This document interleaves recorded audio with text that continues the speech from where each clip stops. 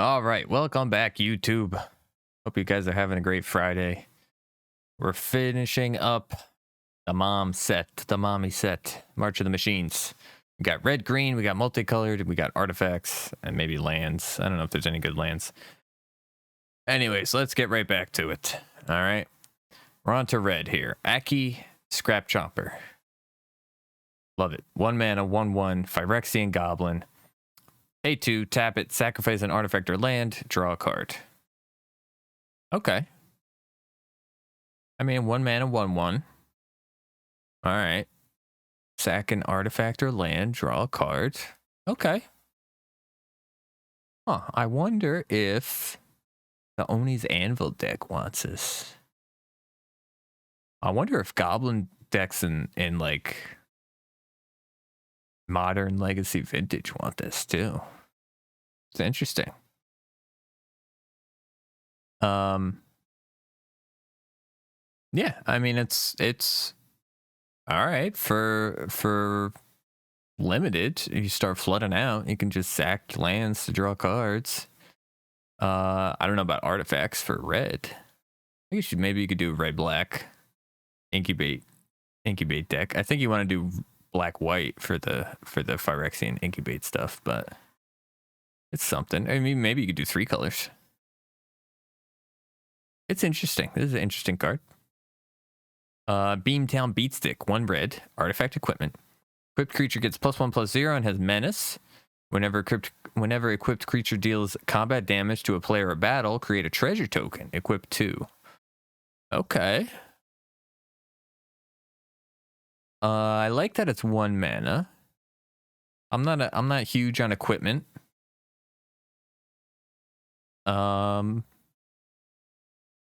Yeah. When it deals combat damage, create a treasure token. Yeah, I mean, I'm just not super high on equipment unless it's like obviously something that's like super strong. This doesn't seem super duper strong, but the menace is good. Menace will get you through to deal that combat damage, and then you just start ramping some more. So it's something. And I mean, turn 1, there doesn't appear to be a whole lot of turn 1 plays in the format for limited, at least. So it's something to play on turn 1. Yeah, it's interesting. All right, Bloodfeather Phoenix, 1 and a red Phoenix, flying, 2/2 with 2 mana, 2/2 with flying. Can't block. Whenever an instant or sorcery spell you control deals damage to an opponent or battle, you may pay 1 red. If you do, return Bloodfeather Phoenix from your graveyard to the battlefield. It gains haste until end of turn. Okay, this is great. I think mono red. It doesn't have haste though. So does the mono red deck want this? Probably not. Maybe maybe there's an Is It deck that wants this. This seems good. This does seem good. And maybe it's good for those Phoenix decks in the older formats. Yeah. So far, these red cards have seemed pretty interesting. Burning Sun's Fury, 1 and a red, instant, convoke. Up to 2 target creatures each get +2/+0 and gain haste until end of turn. All right. All right. Convoke. Convoke is something. You don't even need to really convoke to convoke this. This is a nice little combat trick. I mean, for defense, again, like the white one, you can be tapped out on your lands, assign blockers, then tap your blockers to cast this and pump your creatures to punch up. But then to give haste. Yeah, this is I don't know. I don't know how often you're using this on offense. Maybe. You have to play it in your first main phase to make use of the haste. So you're kind of telegraphing what you want to do. Yeah.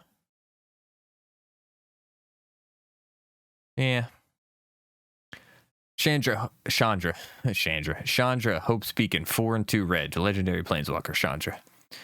Alright, whenever you cast an instant or sorcery spell, copy it. You may choose new targets for the copy. This ability triggers only once a turn. Starts with 5 loyalty. +2, add 2 mana in any combination of colors. Okay.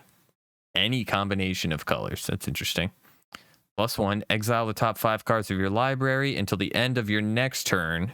You may cast an instant or sorcery spell from among those exiled cards. Okay. -X, Chandra, Hope Speaking deals X damage to each of up to 2 targets. So you don't have to like distribute the damage. Right? You do you play this -3, and you deal 3 damage to any 2 targets. That's planeswalkers, battles, creatures. 6 is a lot. 6 is a lot. I wonder if there's an Izzet deck though, because you're copying a bunch of spells too. Add 2 mana in any combination of colors, but I don't think you want to play her in a 5-color deck, not with 2 red. Yeah, maybe there's an Izzet deck. Maybe Jeskai. This is interesting. I'm liking these red cards. City on Fire. 5 and 3 red enchantment. You can convoke it. If a source you control would deal damage to a permanent or player, it deals triple that damage instead. Okay. Alright. Alright, there's some shenanigans going on with this then. 8 is a lot. 8 is a lot. You can convoke it. But again, there's a Izzet deck that plays like Third Path Iconoclast. And you just make a bunch of 1/1 soldier tokens, and then you tap 5 of them and pay 3 and land this, and then all of a sudden the soldier tokens are doing 3 damage instead of 1 damage kind of thing. Maybe. Doesn't seem great, but same with Monastery Mentor. You could do Jeskai. Monastery Mentor, make a bunch of tokens and then tap them and pay for this. Yeah. I don't know. 8 is a lot. Coming in hot. 1 red. Instant. Target creature gets +1/+0 and gains first strike until end of turn. Scry 1. Alright. Nice little combat trick for limited. Nice little cantrip. Scry 1 instead of draw a card. Kind of stinks. Or constructed, but yeah. It's something. It's something. Maybe those Phoenix decks in the older formats would want to play this. Maybe. I don't know what kind of cantrips they're playing. They kind of want the ones that are like 1 mana, your creatures get trample, draw a card, stuff like that. Yeah. Atali. This one transforms. Atali, Primal Conqueror, 5 and 2 red, Elder Dinosaur. 7/7 with Trample. When Atali Primal Conqueror enters the battlefield, each player exiles cards from the top of each player. Exiles cards from the top of their library until they exile a non-land card. You may cast any number of spells from among the non-land cards exiled this way without paying their mana costs. And then 9 and a green or 2 life to transform into Atali Primal Sickness, which is an 11/11 Trample Indestructible. Whenever Atali Primal Sickness deals combat damage to a player, they get that many poison counters. Okay. Yeah, I mean, this is a bomb in limited. For sure. This is cool. Some more dinosaur support for older formats, although the old Atali kind of did the same thing, right? Like that this one does, the front face does. Yeah, I don't. I mean, maybe in construct it does something when it hits the battlefield. So you may cast any number of spells from among the non-land cards exiled this way without paying their mana costs. I mean, what's the blue enchantment one with the multiverse? You play Is It, and you get to cast one with the multiverse for free, and then you get to play a bunch of free cards. Or a free card every turn or something. I think there's some silly stuff you can do with this. Getting to 7 maybe would be hard. Although with big score, yeah, I mean, maybe with big score you can. This is interesting. Maybe you just play a Tali and a Traxa. And then just a bunch of removal spells. Right? It's kind of like Goblin Charbelcher kind of combo.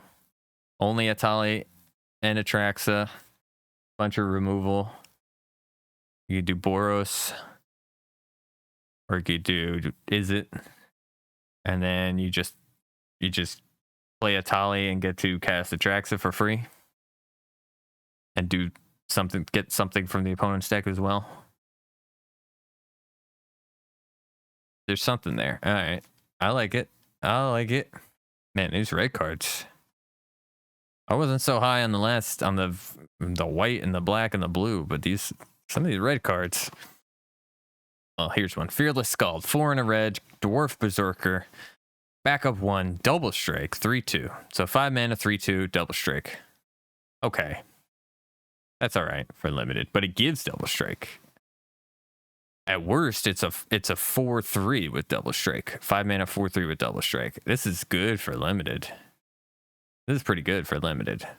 Even on its own, even if you're not doing a backup thing, a 5 mana, 4/3 with double strike, that seems pretty good. Yeah. Red's getting all the love, I think, in this set. Furnace Gremlin, 1 and a red, Phyrexian Gremlin. It's a 1/2. 2 mana, 1/2. You can pay 1 and a red. Furnace Gremlin gets +1/+0 until end of turn. When Furnace Gremlin dies, incubate X, where X is its power. Oh, interesting. Interesting. So it's got the fire breathing thing, so you just grow it. I mean, it's a little expensive to try and grow it a bunch. At worst, you get a 1/1. And if you got nothing else going on, yeah, I mean, you can pump it up, or you got these other pump spells. Okay. It's a nice little 2-drop for limited. That's about it. Furnace Host Charger, 5 and a red, Phyrexian Giant. Does he have a beard? This is an arm. Wait, I'm trying to make sense of what we're looking at here. This is an arm, right? This is an arm. What's going on here?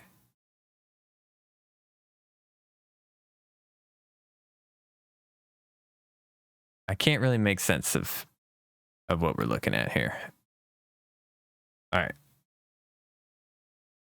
6 mana, 5/5 with haste and mountain cycling. Okay.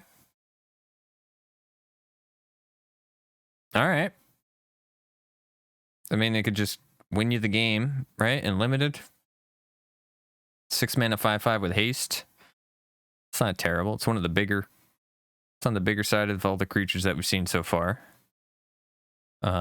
Except for like the rare, mythic rare ones. Yeah. Mountain cycling. I wish it had just like something else though, you know? Like all the other, yeah, I guess out of all the land cycling ones, I still think the white one's the best. This is probably better than the blue one. What was the black one? I feel like the black one's better. The black one had menace and backup. Yeah. White, black, red, blue so far. In that order. Furnace Reigns, 2 and a red, sorcery. Gain control of target creature until end of turn. Untap that creature until end of turn. It gains haste. And whenever this creature deals combat damage to a player or battle, create a treasure token. Okay. All right. Okay, I like this version of this kind of card. You you at least get a treasure token. There's a lot of sacrifice There's a lot of sacrifice things too in this set. Yeah, this could be a nice addition. I mean, if you're doing like a black-red Phyrexian thing or like a Mardu Phyrexian thing in your limited deck, yeah, I would not be opposed to this card. This seems pretty good. Sorry, I'm just fixing my microphone here. Yeah, this seems better. I mean, it's this, you know, we've seen this card many times over is a 3-mana steal a creature for a turn, and then the opponent gets it back. But yeah, in this set it seems good, and you get the treasure token, which is nice. Hanger Scrounger, 2 and a red, dwarf pilot, 2/1, backup 1. Whenever this creature becomes tapped, you may discard a card. If you do, draw a card. Okay. 3 mana 2/1 kind of sucks. Again, all these backup creatures are like that. They all seem a little underpowered. Like a 2/2 would be better, maybe. I don't know. But you're gonna play this on your 2-drop. You're gonna attack with your 2-drop, and you're gonna have to cycle. You know, you get it to draw a card and discard a card, or discard a card and draw a card. And you just made your 2-drop a little bit bigger. So, yeah, if you're doing the backup thing, I don't know. I feel like the backup thing is not the best kind of deck you could be doing. Yeah. Harried Artisan, 2 and a red. Human Artificer, 2/3 with haste. Okay, you can transform it into Phyrexian Sky Flare. It's a 3/4 flyer with haste. Why does this have haste? Do they get summoning sickness if you transform them? I wouldn't think they would. I wouldn't think they would have summoning sickness. I don't know. Maybe they do? It makes me think they do. Because why? Like, haste, why? Why?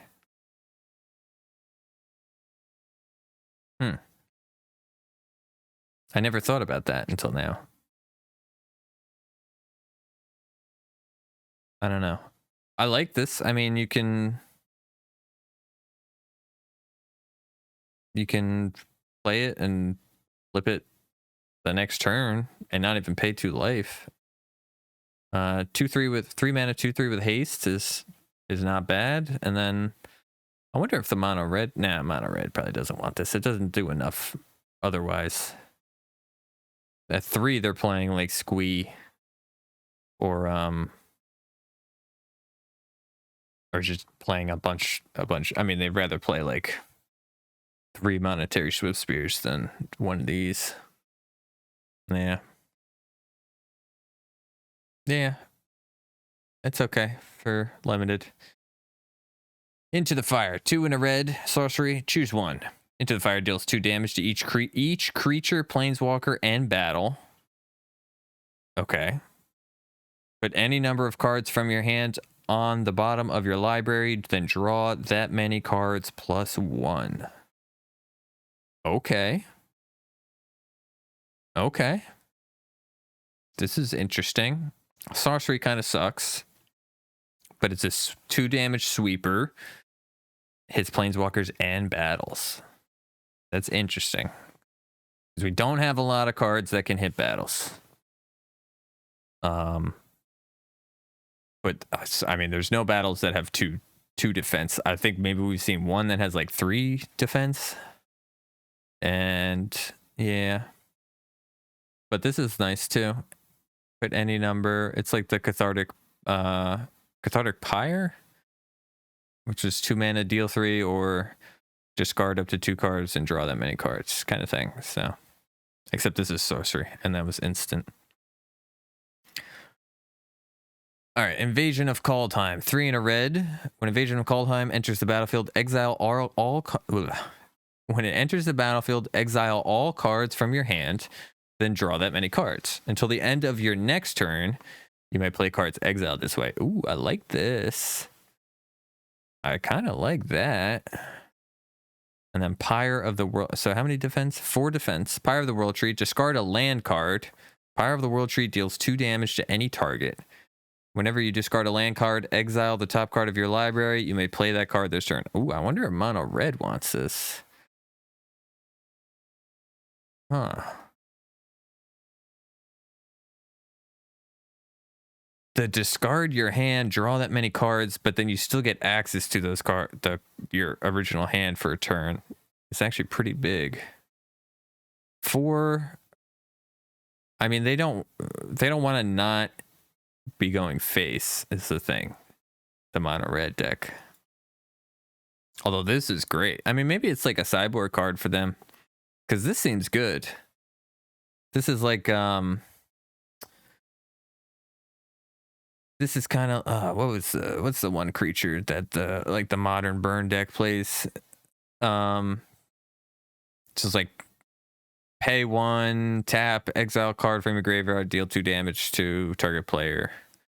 I forget what it's called. It's kind of like that, where you're fine flooding out, and you get to keep digging through your library with it. This is interesting. Invasion of Karthus.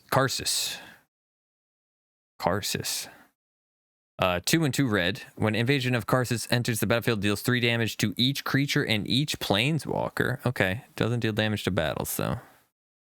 4 defense. Refraction Elemental. Ward. Pay 2 life.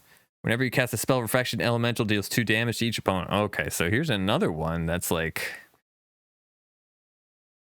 a sideboard card for mono red. This is deals 3 to each creature and planeswalker. I mean, we have the Brotherhood's End, which deals 3, and it's 3 mana. That's 1 and 2 red. And deals 3 to creatures and planeswalkers. This thing's kind of strong, though. Whenever you cast a spell, it deals 2 damage to each opponent.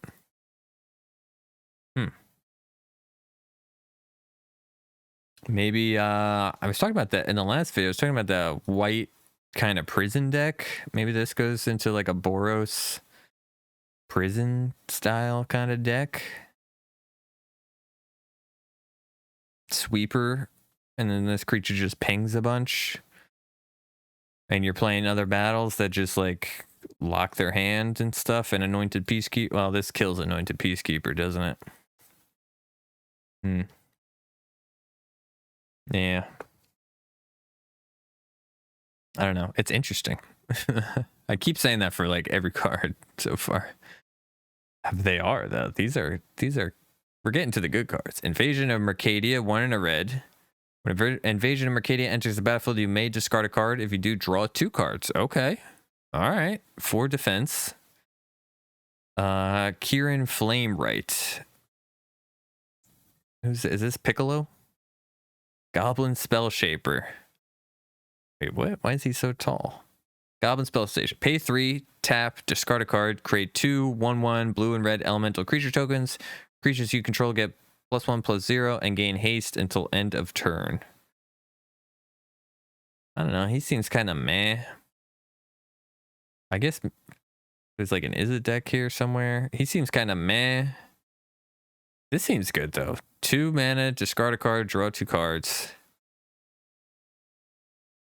This seems kind of good. I wonder if there's a Mardu Reanimator, Boros Reanimator. I wonder if they would play this in the 2-drop to get like a Traxa or Portal to Phyrexia in the graveyard. Yeah. You could see play, yeah.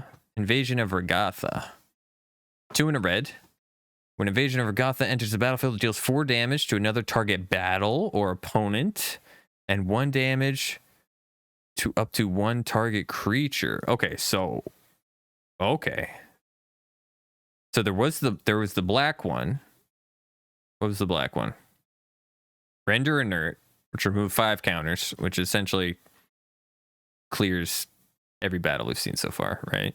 Even this one. 4 damage does most of the battles as well.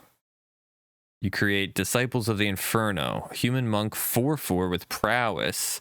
If a non-creature source you control would deal damage to a creature, battle, or opponent, it deals that much damage +2 instead. Okay, so maybe Mono Red does want to play these battles, and this is how they start flipping them, right? Like they play the Kaldheim. They can play Kaldheim. Oh, this Kaldheim's on 4. And this is on 3. So they would have to hold this. 4 damage to battle or opponent, and 1 damage to target creature.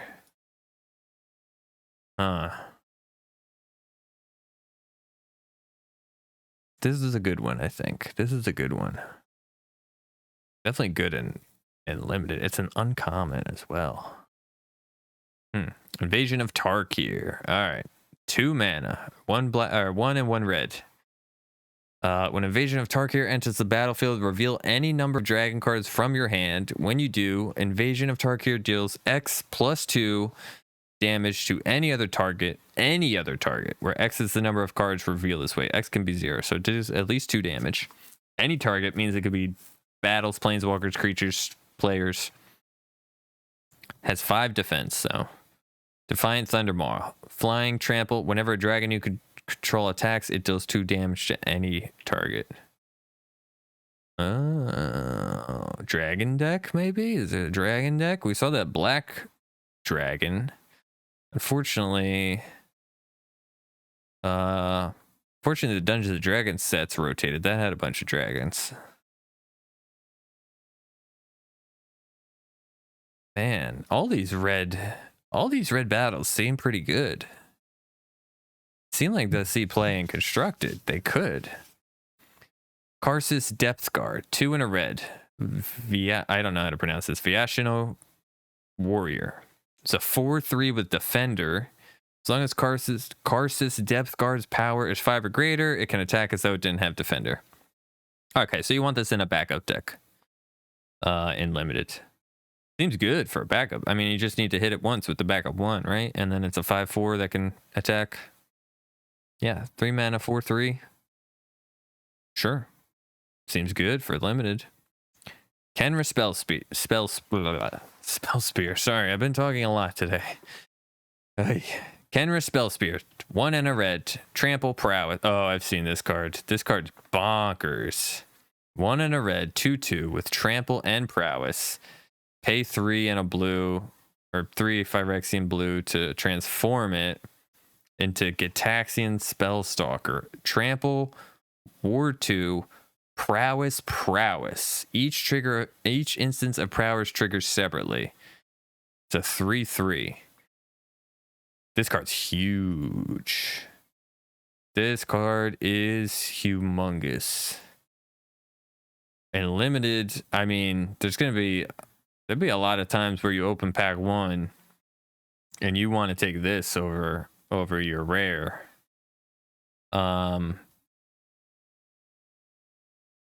A lot of times. This is a good card. Again, you don't even need to be playing blue in order to transform it. Trample, Prowess. Trample, Ward 2, Prowess. I feel like this is going to be a cornerstone for maybe an Izzet deck or something and constructed to really beat down. This seems really good. Even a 2 mana 2/2 Trample Prowess seems really good.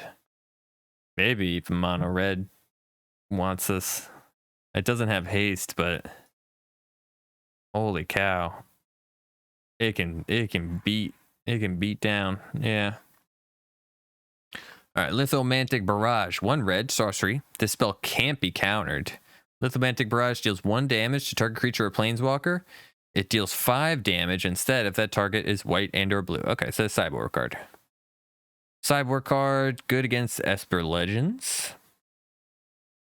5 against white or blue. I wish it did 5 against black, huh? So you could kill Shieldred. Yeah, sideboard card. Sorcery kind of sucks, but It is what it is. Marauding Dreadship. Look at this thing. Oh, look at this thing. That's so cool. Marauding Dreadship, 2 in a red, artifact vehicle. It has haste. It's a 4/1 with haste. When Marauding Dreadship enters the battlefield, incubate 2 and crew 2. So you can't immediately crew it with the token. You have to flip the token first, right? I like this card though. I like this. This is cool. I love the art, but I just like the card too. Wow. Oof. Red's getting the cards. Mirren, hold on. I gotta sit up here. I gotta sit. I'm slowly slipping down into my chair here. I gotta put the back up here. Hold on. Fix the microphone here a little bit. All right, Mirren Banesplitter, 1 red equipment with flash. I like how they're doing this now. They're not doing for Mirrodin anymore, which I kind of wish they did. I wish that some of the stuff from the last set bled over into this set, but when Mirren Banesplitter enters the battlefield, attach it to target creature you control. Equipped creature gets +2/+0. Okay. Equip 3. Yeah, seems good. I like it. It's a combat trick that sticks around. I like those. I like this one. I like the black one because they stay around. Yeah. Nahiri's Warcrafting. 1, 2 red, sorcery. Nahiri's Warcrafting deals 5 damage to target creature, planeswalker, or battle. All right, red's getting all the battle damage. Look at the top X cards of your library, where X is the excess damage dealt this way. You may exile one of those cards, put the rest on the bottom of your library in a random order. You may play the exile card this turn. So a lot of times you're not getting that second effect, right? Or if you are, you're looking like 1 card, 2 cards deep. But this is like, obviously, to flip your own battles, to kill Shieldred, stuff like that. So you're not getting the second effect. But 3 mana, I mean, we've seen plenty of 3 mana deal 5 already, right? And Rebel Salvo, Rending Flames, things like that. I think those are both instants, though. I could be wrong. I don't remember Rebel Salvo. I don't remember if that was instant or sorcery. I think Rending Flames was an instant. I could be wrong. And I think Rending Flames let you scry? I don't remember. I haven't used that card very much. But deals 5 to a battle. I mean, that clears pretty much. That clears like what, 95% of battles on its own. It's interesting. Like, what were we playing on 2? Wasn't there one we were playing on 2? Invasion of Mercadia on 2. Hit it. Oh, and you get that guy. That guy's kind of, I don't know. Invasion of Tarkir on 2. Play that on 3. And you get this dragon. Seems good. That seems kind of good, right? I don't know. Seems good. You get a on turn 3, you get a 4/4 flying trample dragon. Whenever a dragon you control attacks, deals 2 damage to any target. Seems kind of good to me. Onaki Javelier. What kind of word is that? 4 in a red, Ogre Spirit. Why is he a spirit? This has reach. It's a 5/4 with reach. You can tap him, deals 2 damage to target player or battle. Okay. All right. It's a limited card. I like it. I like the reach. Deals 2 damage to player. Lets you get through if the board's gummed up, and you can start pinging down battles too. I like it. This seems good. Red is seeming real strong in this set. Pyretic Prankster, 1 in a red. This guy transforms. 1 in a red, Devil. He's a 2/1. You pay 3 and a black Phyrexian to transform. Glistening Goremonger. Look at this. This guy looks like he's straight out of Doom or Doom Eternal. There's a 3/2 Phyrexian Devil. When Glistening Goremonger dies, each opponent sacrifices an artifact or creature. Okay, so they kind of don't want to block them. And ideally, you kind of 2-for-1 them too, right? They block them with a 2/2 or a 3/3. You kill that creature, and they have to sacrifice another creature. Yeah, this seems pretty good, actually. Play it on 2, transform it on turn 3. Seems good. For limited. For constructed, probably not. Ral's Reinforcements, 1 and a red. Sorcery. Create 2 1/1 blue and red elemental creature tokens. No. No. It should be an instant, if anything. I don't know. No, don't like it. Ramosian Greatsword, 4 and a red. Not all of them can be good though, right? I mean, it can't get them all. Ramosian Greatsword, 4 and a red. Artifact equipment, Convoke. Equipped creature gets +3/+1 and has Trample. I think it costs too much. You need what, 7? You need 7 mana to play it and equip it, or tap a bunch of creatures and yeah. Maybe if it gave more, like +3/+3. I don't know. Maybe that's too much. I don't like it. Rampaging Raptor. I've seen this one before. 2 and 2 red. Dinosaur. It's a 4/4 with Trample Haste. You can pay 3. You pay 2 and a red. Rampaging Raptor gets +2/+0 until end of turn. You can do that any number of times. Whenever Rampaging Raptor deals combat damage to an opponent, it deals that much damage to target planeswalker that player controls or battle that player protects. So you just send this face, and it also I've seen this before. A lot of people are saying is Questing Beast for red. This is good. At worst, this is like a sideboard card in constructed. At the worst, at like 4 mana 4/4 Trample Haste. I mean, I'm sure. I think the mono red deck just wants this card. I don't know if they're even playing. Did they play anything in the 4? Do they even have a 4-drop in their deck? I'm trying to think. I don't think they do. Oh, they have Thundering Raiju, don't they? Thundering Raiju. Yeah, I mean, I don't know. You'd probably be fine with swapping Raiju out for this. It's kind of the same thing. And if you're playing battles, I mean, it just a lot of these battles, it just flips on its own. If it deals 4 to the opponent, flips, these 3, gets those to 1, although you can pump it as well. And then flip the 5 defense battles as well. Yeah, seems really good for both limited and constructed. Red Cap, Heal, Slasher. 3 and a red. Goblin Rogue. Backup 1. First strike. 2/3. So it's a 4 mana 2/3 with first strike. Okay. At worst, it's a 4 mana 3/4 with first strike, which actually doesn't seem that bad.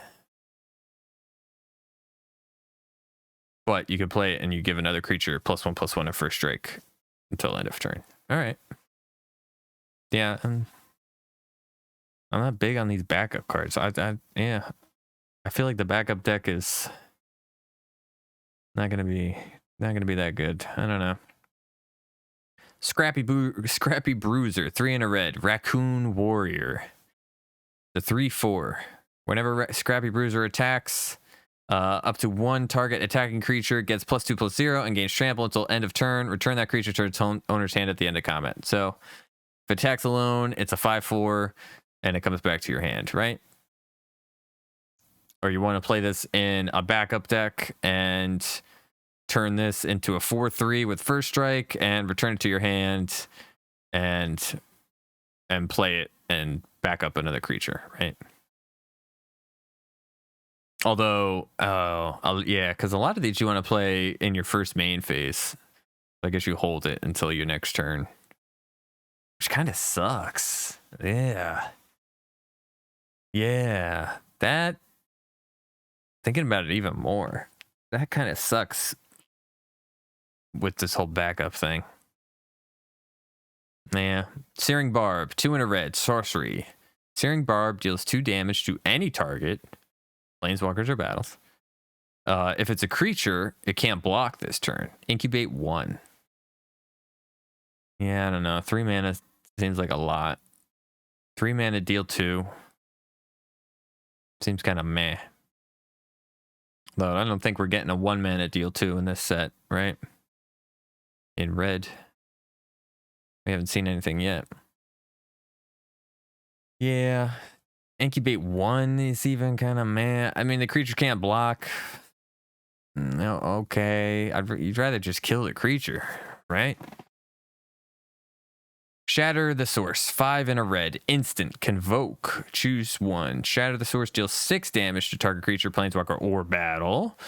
Destroy target artifact. All right, that's a lot. 6 mana, deal 6 to a creature, a planeswalker, or a battle. The 6 kills pretty much everything we've seen so far, right? Was there something that was like crazy big? I thought there was one that we saw that was like super duper big. Oh, the Atali. Yeah, the 11/11. That was like only the crazy big one. I mean, you'll be able to convoke it for sure. Deal 6 clears pretty much every battle. I mean, that if the other ones were clearing 95% of battles, this is clearing 99% of battles with 6 damage. Yeah, it's interesting. I mean, normally these kind of red cards are not that great, but with the convoke and the fact that it hits pretty much anything but target player, it's better. It's definitely better. In the past, the red ones were like 5 mana, right? We're 4 in a red and deal 5 to target creature or planeswalker, something like that. A lot of times they were sorcery speed as well. So probably won't see playing constructed, but for limited, it's, you know, if you need removal, it's fine. Shivan Branch Burner. Here's a dragon. 5 and 2 red. A little pricey. Convoke. Flying and haste. Oh, it's 4/4. So it's a 7 mana 4/4 flying haste dragon. I don't know. Maybe they need to make this a little bit bigger. I don't know. I mean, for a top end card for a limited deck, it's fine. I don't know if this will see any constructed play. 4/4 flying haste, even for 2. I mean, if you have 5 creatures down, you might as well swing with the 5 creatures, right? You'll deal at least 5 damage, if not more than that. Yeah. Yeah. Here's a good one. Stoke the Flames, 2 and a red. I've seen this one already. This is a good one, right? 2 and a red, instant convoke. Stoke the Flames deals 4 damage to any target. That's creature, planeswalker, or battle, or player. This is the one you want. Forget about Shatter the Source. You want Stoke the Flames. That's the better removal spell. Will this see play in constructed? Probably not. Right? Because we still have Obliterating Bolt. Even though that doesn't hit any target. Yeah. Once the sets rotate, once the old sets rotate, maybe. Thrashing Frontliner, 1 in a red, Phyrexian Viational. 2/2, Trample. Whenever Thrashing Frontliner attacks a battle, it gets +1/+1 until end of turn. Okay, so it's a 3/3 when you send it at a battle, and it has Trample. All right, I mean, It's a 2-drop, 2 mana, 2/2 with Trample. If you're doing the battle thing, it's a 3/3. Okay. All right. That's about it for limited. Not constructed. Trailblazing Historian 2, 1 in a red. Human Shaman. Haste. Tap. Another target creature gains haste until end of turn. It's a 1/3. It's interesting. Yeah, I don't know. I don't know if you really want. I'm not a big fan of these kind of small creatures that are like tap, give another creature haste until end of turn. They're usually not that great. Yeah. I think the last one I've ever played with was the one from like Ixalan that was like tap, give a dinosaur haste. And I think that was like a 1/1. I think that was a 1 mana 1/1 or a 2 mana 1/1 or something. Yeah. Seems kind of meh. Urabrask. Okay. I like this one. Some people don't like this one. Urabrask. 2 red. Phyrexian Praetor. He's a 4/4 with first strike. Whenever you cast an instant or sorcery spell, Urabrask deals 1 damage to target opponent and add 1 red mana. Pay 1 red. Exile Urabrask for return to the battlefield transformed under its owner's control. Activate only as a sorcery and only if you've cast 3 or more instant and or sorcery spells this turn. So you want to play like a bunch of 1 mana cantrip cards that like draw, and then he himself just pays to transform himself into the great work. So phase 1, step 1, the great work deals 3 damage to target opponent and each creature they control. So it's a little sweeper. Okay. Step 2, create 3 treasure tokens. Okay. Step 3, until end of turn, you may cast instant and sorcery spells from any graveyard. If a spell cast this way would be put into a graveyard, exile it instead. So you just get to do it again. You've got treasure to pay for extra stuff. I mean, he seems cool. Maybe he just doesn't do enough. There's another.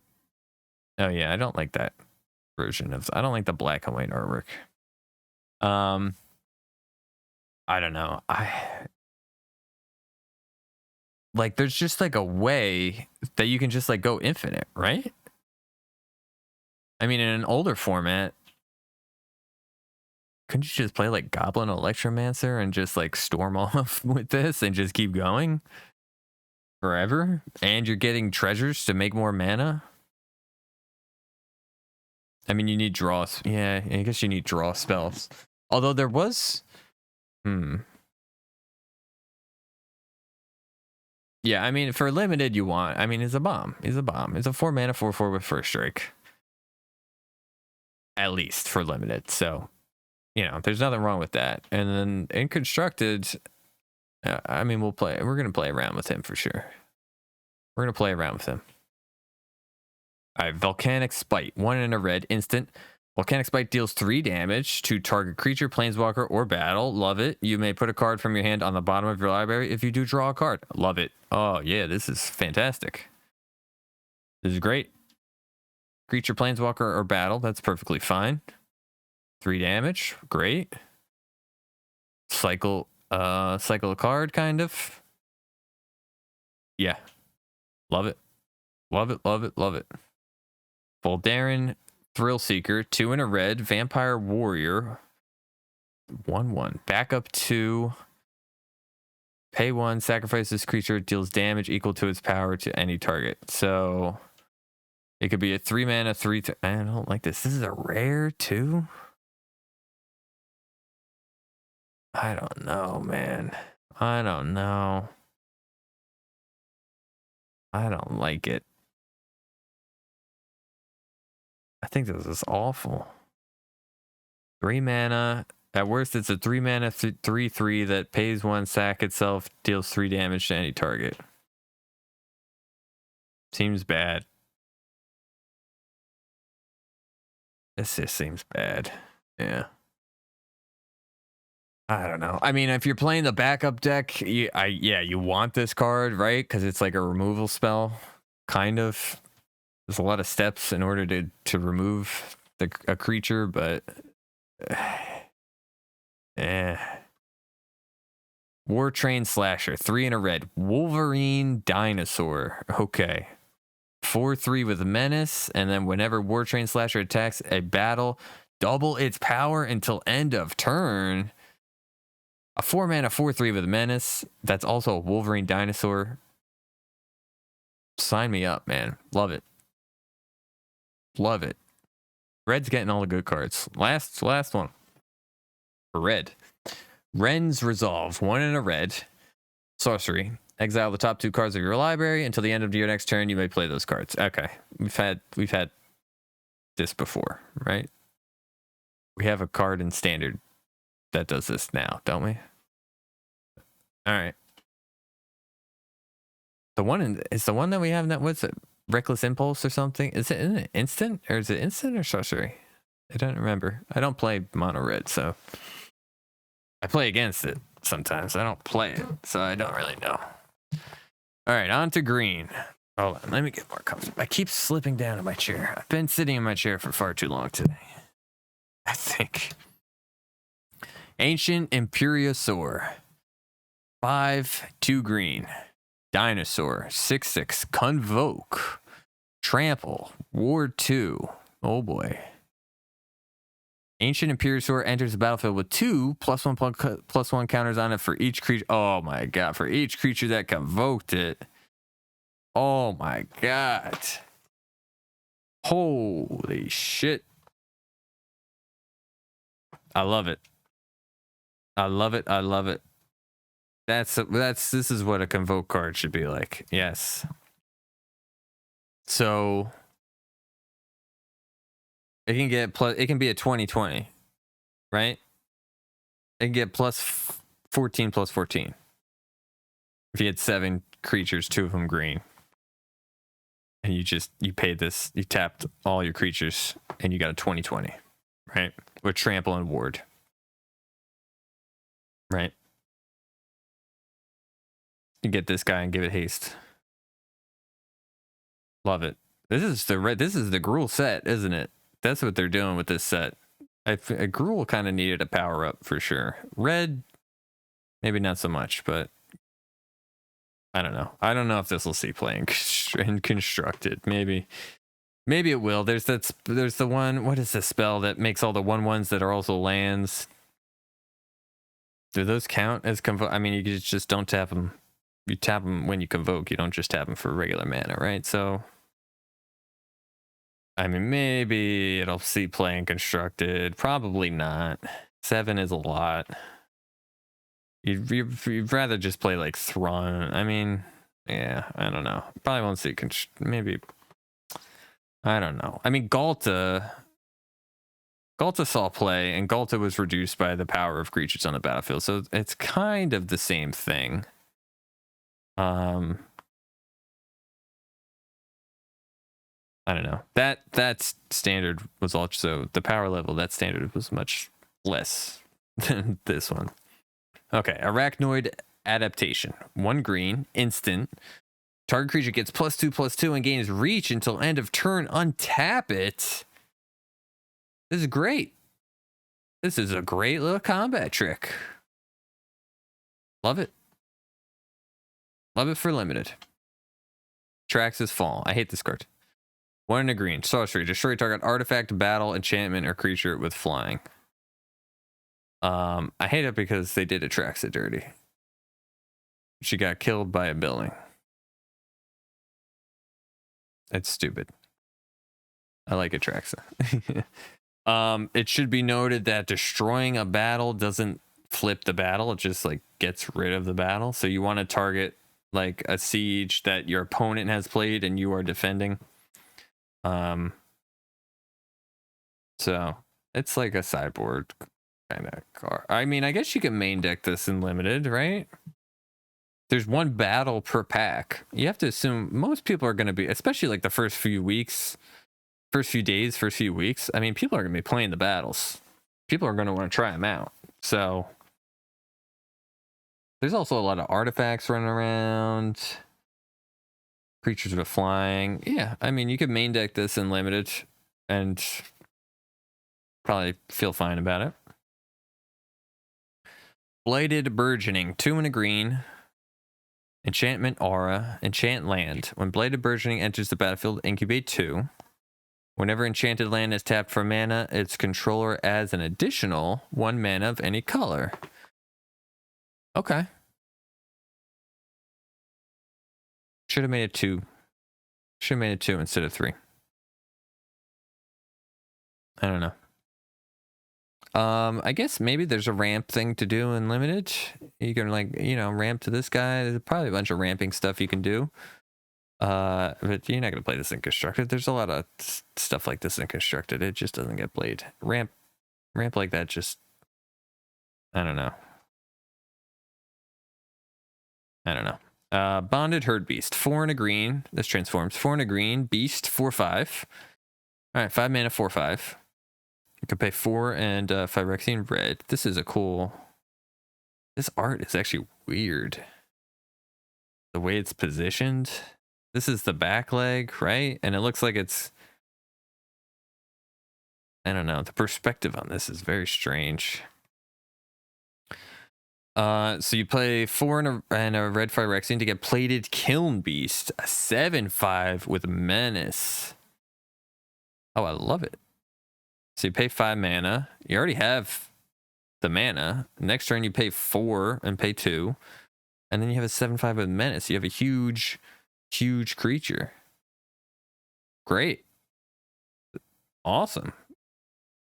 That's fine. It's one of the bigger creatures in the set too. I mean, 7. Yeah. 7/5. Not a lot of things have 5 power too. So so far. Chomping Kavu, 3 and a green. Kavu. It's a 3/3. Okay. Backup 1. Okay. This creature can't be blocked by creatures with power 2 or less. Okay, so this is what I'm this is a good backup card. A 4 mana 3/3. Okay, I get it.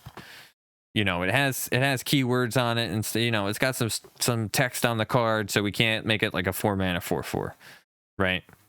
It's better than a 3 mana 1/1 for sure. Like, this is yeah. In my mind, at least, this seems better than a 3 mana 1/1, a 4 mana 3/3, or at worst, it's a 4 mana 4/4. But it also gives this to the other creature too, if you have one. This creature can be blocked by creatures with power 2 or less. Good. Yeah, if you're doing a backup deck, yeah, I think you want that. I think you want that card.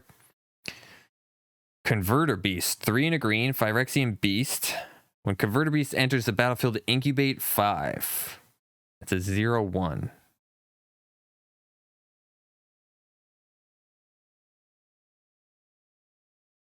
I think this is awful. Right? I get what they're trying to do. It's like a Blade Splicer kind of thing. But you need a turn. I mean, if you play this on turn 4, you have to wait a turn to flip to a 5, to flip the token to a 5/5. And this is only a 0/1.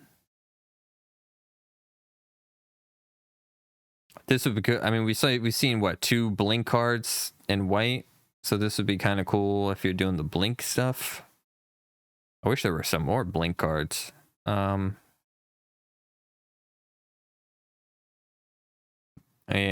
this seems bad. Copperhost Crusher, 6 and 2. All right, here we go. Here's the big stuff. Oh my god. Copperhost Crusher, 6 and 2 green. Phyrexian Bear Rhino. What the fuck? Phyrexian Bear Rhino. It's an 8/8 with trample and hexproof. Great. Awesome. Fantastic. Yeah, I mean, get the Bladed Burgeoning, ramp up to this thing in your limited deck. You win the game. Trample, hexproof. 8/8 trample, hexproof.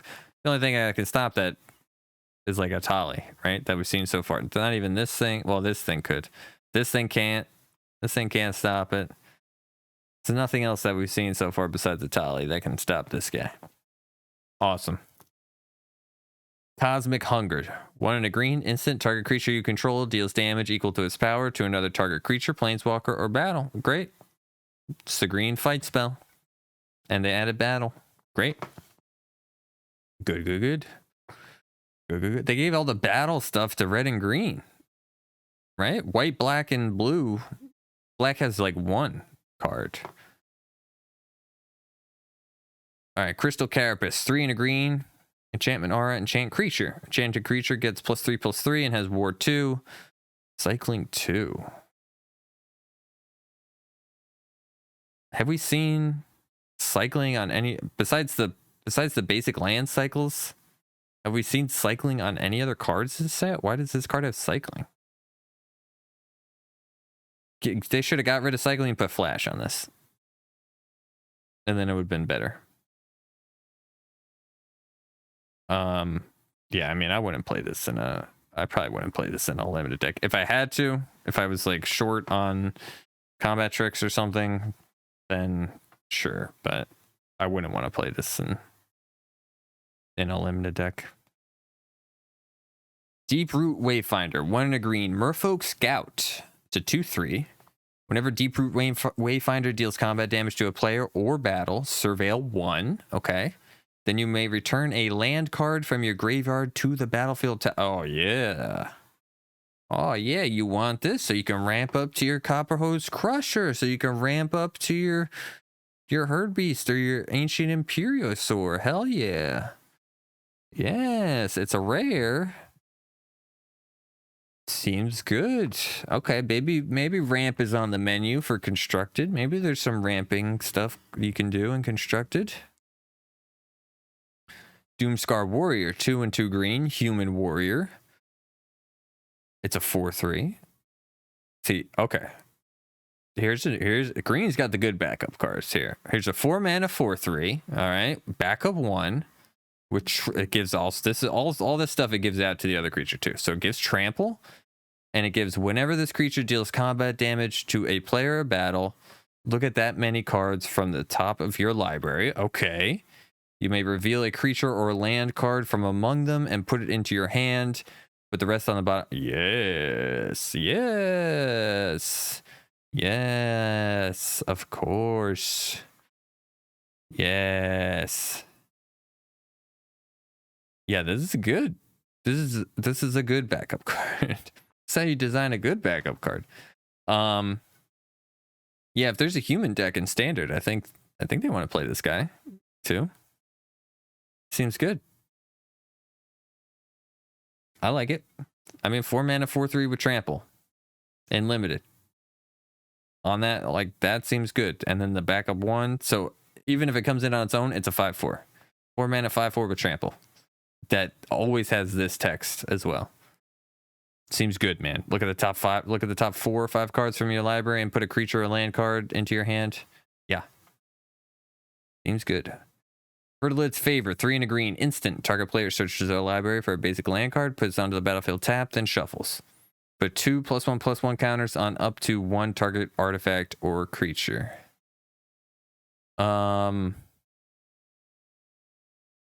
This should have had Convoke. This should have been a Convoke card. Yeah. Yeah. That's all I got to say about it. It's, you know, we've kind of seen this card every set. There's always a 4 mana ramp, maybe do something else or get 2 land cards. This should have been a Convoke. Should have had Convoke. Glistening Dawn. I'm not a bit. If you're trying to do the ramp thing, I mean, yeah, I guess you play it, but I'd rather play Doomscar Warrior on turn 4 than Fertilid's Favor, you know? Or I'd rather play Chomping Kavu. I'd rather play... I don't know. I kind of rather play Converter Beast. Glistening Dawn, 2 and 2 green. Sorcery, incubate X twice, where X is the number of lands you control. Oh, so you play this on 4 and you incubate 4 2 times. So on turn 5, you got 2 4/4s. You have to pay 4 to flip them both, but okay. It's a rare. That's gonna feel bad, kind of, right? I mean, the good thing, this kind of just goes into. They should have. I don't know. Would it be broken if it was like, search your library for a basic land card, put it onto the battlefield tapped, then incubate X, where X is the number of land? Would that be too broken? I don't think so. Because you have to put so much mana into just getting those creatures. You have to do this 4, and then you have to pay another 4 to get 2 4/4s or 2 5/5s in that case. And that's essentially like two turns where you're not really doing a whole lot. Yeah, this should have ramped you as well. This should have ramped as well. That would have been good. It's cool. I don't know. It probably won't get played and constructed. It's a sorcery too. It kind of stinks. Not Vold Hermit. 3 and a green. A troll. It's a 4/4 troll. So it's a 4 mana 4/4 troll. You can pay 5. So the next turn, 5 and a blue Phyrexian to transform it into Chrome Host Hulk. What the heck are we looking at here? What the heck is this? It's just a 5/5. Whenever Chrome Host Hulk attacks up to one other target creature, has base power and toughness 5/5. Oh, I love it. Okay. Yeah. I like it. Again, you don't even need to be playing blue to flip it. The 4 mana 4/4 that turns into a 5/5. And makes another creature into a 5/5. Love it. Love it. Herbology Instructor. It's a 1 and a green tree folk druid. When Herbology Instructor enters the battlefield, you gain 3 life. Great. Pay 6 and a black Phyrexian. Oh, it's a 1/3 as well. Pay 6 and a black Phyrexian to turn it into a Malady Invoker. When this creature transforms into Malady Invoker, target creature and opponent controls gets -0, -X until end of turn, where X is Malady Invoker's power. Oh, so it gets -3 to toughness. Right? I hate this card. It's a 2 mana 1/3, gain 3 life. Okay. Then you have to pay 6 or 7 to transform it into a 3/3. That seems bad. All right, battle time. Invasion of Ikoria. X green. When Invasion of Ikoria enters the battlefield, search your library and or graveyard for a non-human creature card with mana value X or less and put it onto the battlefield. If you search your library this way, shuffle. Okay. 6 defense. Zolortha, Apex of Ikoria. Oh yeah, this is like Godzilla. Right? It's an 8/8 dinosaur with reach. For each non-human creature you control, you may have that creature assigned its combat damage as though it weren't blocked. Okay, cool. Cool. So you can just hit a battle. Right? You can just do 0 damage to a blocker and then do all your damage to a battle or a player. Cool. This, again, what is this creature? What is going on? What is this gorilla tiger? What is this shark? I want these creatures, man. Where are these? Oh, this guy, just Gem Razor, right? Was this in the Ikoria set? I don't remember this shark good thing. I don't know. I had all the Godzilla versions of the cards though, so that's what I was looking at anyway.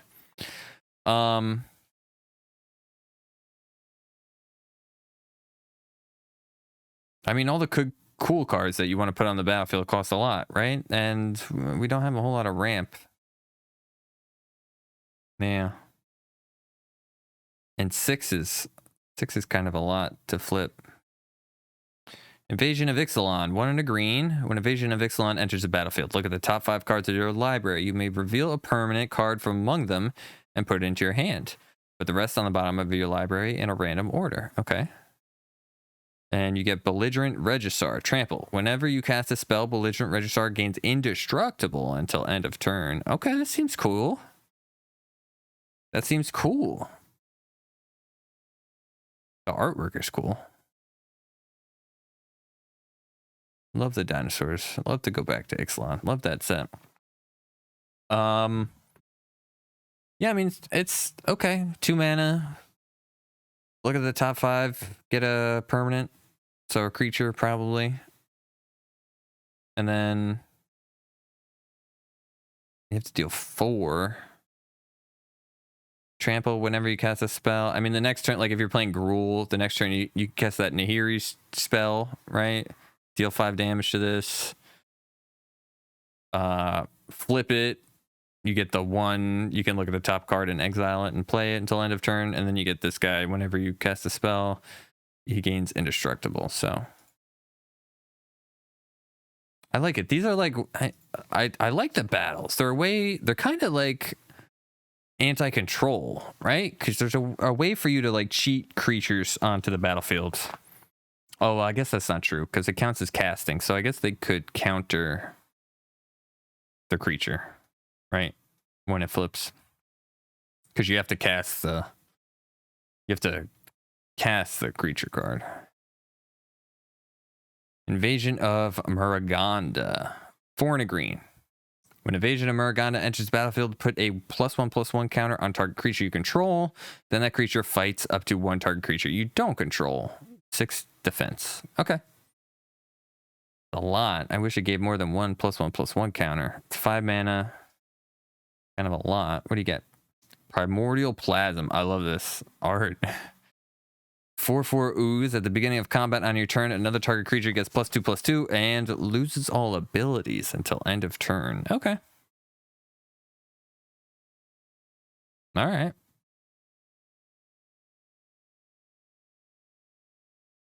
That's funny. I like the art. It seems like okay. It seems kind of meh. Ixalan's interesting. Ikoria is interesting. Invasion of Chandalar. 3 and 2 green. When Invasion of Chandalar enters the battlefield, return up to 3 target permanent cards from your graveyard to your hand. Okay. Little recursion. Leyline Surge. At the beginning of your upkeep, you may put a permanent card from your hand onto the battlefield. Okay. Okay. Okay. So you just need... Play Atraxa for free? Huh? Just play Atraxa for free? Right?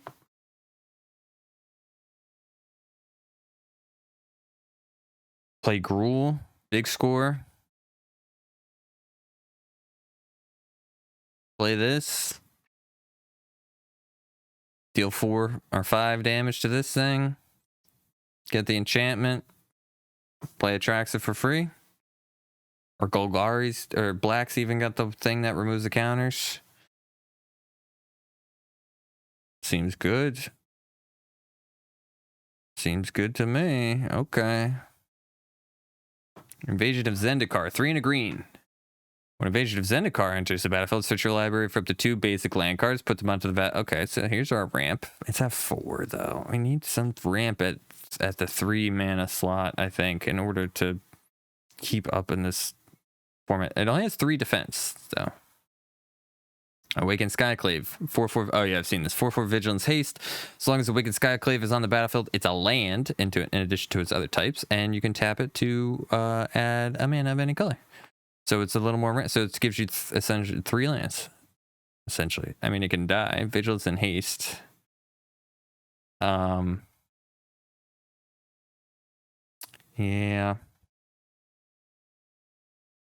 Do we have a 1 mana mana dork in standard right now?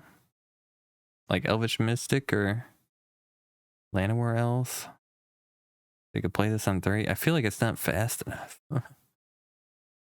For standard. I feel like standard's so fast right now. Although this is what you want if you want to do, you know, big creatures. Standard deck. All right. I think we're almost... Oh, no. We got a lot more to go with green here. All right. Iridescent Blade Master. 1 and a green. Elf Warrior. 2/2. 2 mana 2/2.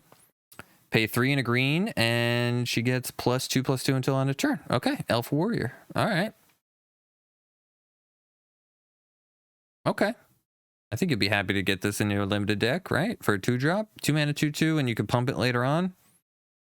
Seems good. More than once per turn too, although 4 is a lot, so I don't know how many times you're realistically pumping it. Maybe 2 times. So it turns into what, a 6/6? Yep. Kami of Whispered Hopes, 2 and a green. Spirit, 1/1. If 1 or more +1/+1 counters will be put on a permanent you control, that many +1/+1 counters are put on that permanent instead. Okay.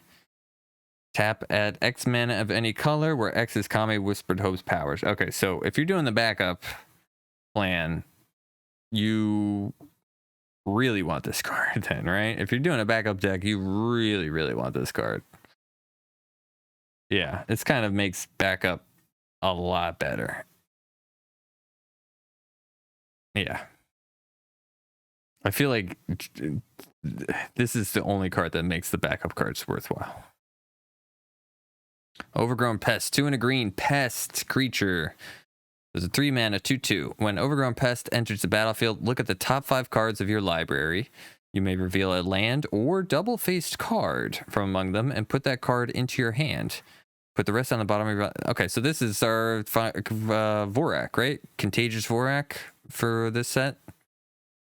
3 mana 2/2, although that was a 3/3, right? But you get a land or you get a battle. Or one of these transformed creatures, right? This is a solid card. Yeah, definitely solid. Ozolith, the Shattered Spire, 1 and a green, legendary artifact.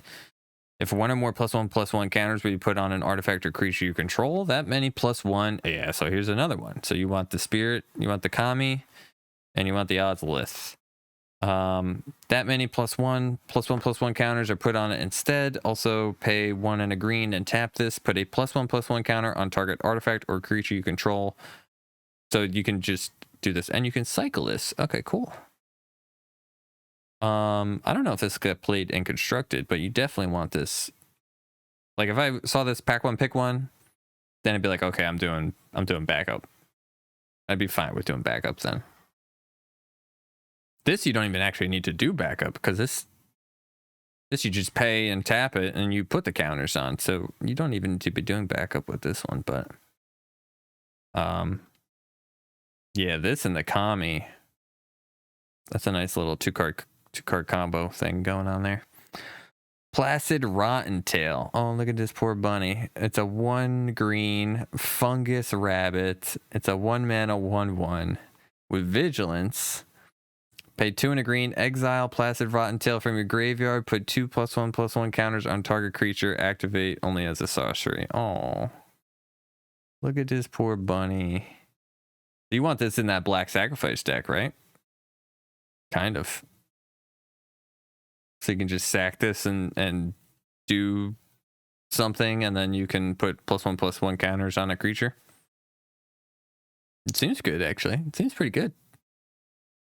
Pelucranos Reborn, 3 green. Legendary creature Hydra, 4/5 with reach. Pay 6 and a white Phyrexian to turn it into Pelucranos Engine of Ruin. Reach and lifelink. We'll zoom in on this. Okay, so 3 mana 4/5 with reach. Yeah. Oh, yeah. 3 mana 4/5. That seems real good, man. We just had a 3 mana 4/4 with Toxic Trample. Now we're doing 3 mana 4/5 with reach. Okay. The power creep is creeping. Pelucranos Engine of Ruin. Reach, lifelink. It's a 6/6. Whenever Pelucranos Engine of Ruin or another non-token Hydra you control dies, create a 3/3 green and white Phyrexian Hydra creature token with reach, and a 3/3 green and white Phyrexian Hydra creature token with lifelink. So it's a Phyrexian Wormcoil engine. You get a 3/3 with reach and a 3/3 with lifelink. Okay. How much to pay to? So 6 and 2 life essentially. I mean, 3 mana 4/5 with reach. Yeah, is really good. That's really good.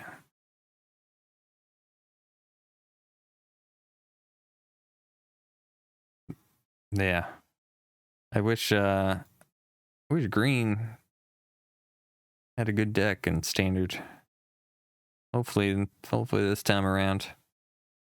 Important Tracker, 1 and a green, Satyr Scout.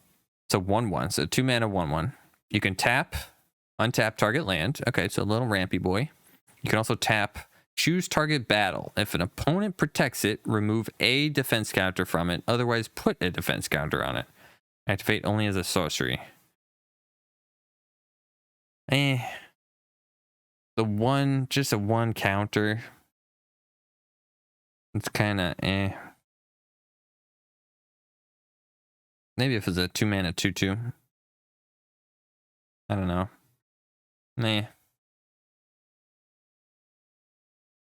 Ravenous Sailback, 4 and a green dinosaur. When Ravenous Sailback enters the battlefield, choose 1. Ravenous Sailback gains haste until end of turn. Okay. Destroy target artifact or enchantment. All right. That's a 5 mana 3/4. Yeah, it's okay. I mean, you'd be fine like main decking this in a limited just to have the option of removing an artifact or enchantment. I mean, it just kills, like, if they have a big incubator token, 6/6 incubate creature, Phyrexian artifact creature, whatever, boom, I kill it. So yeah, seems good. Sandstalker Moloch, 1 green lizard, 4/2, so 3 mana 4/2 with flash. Okay. When Sandstalker Moloch enters the battlefield, and an opponent casts a blue and or black spell this turn, look at the top 4 cards of your library.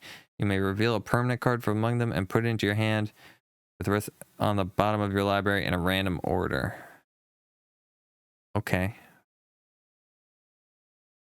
Is this like, why does it have to be blue or black? Is this like, because I know we have like these sideboard cards. Like, yeah, okay. I guess each color has it's a cycle. I see. I mean, a 3 mana 4/2 with flash is fine. Like, that's, yeah, okay. That seems good, right?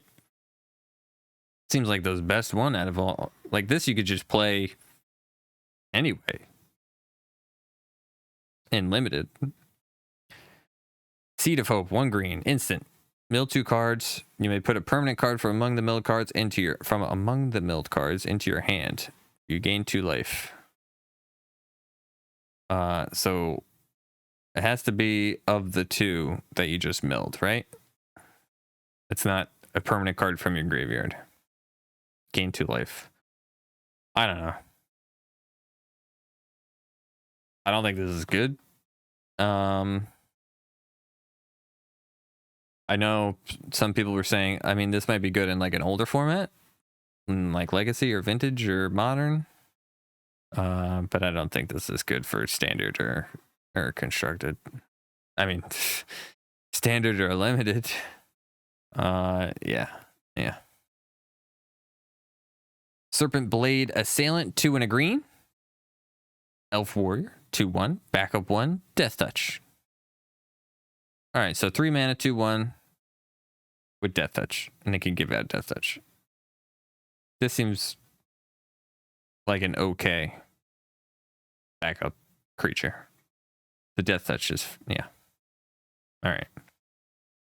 Storm the Seed Core, 2 and 2 green, sorcery. Distribute 4. Oh, I love this art. This is the best artwork in the whole set right here. This is the coolest artwork. It's gorgeous. 2 mana 2 green. 2 and 2 green, sorcery. Distribute 4 +1/+1 counters among up to 4 target creatures you control. Creatures you control gain vigilance and trample until end of turn. All right, it's like the white one we saw earlier, right? 4 mana. The white one was what? 4, give +2/+1. This is green's 4. I mean, we'll say give +1/+1 to 4 creatures, and they give vigilance and trample, which is interesting.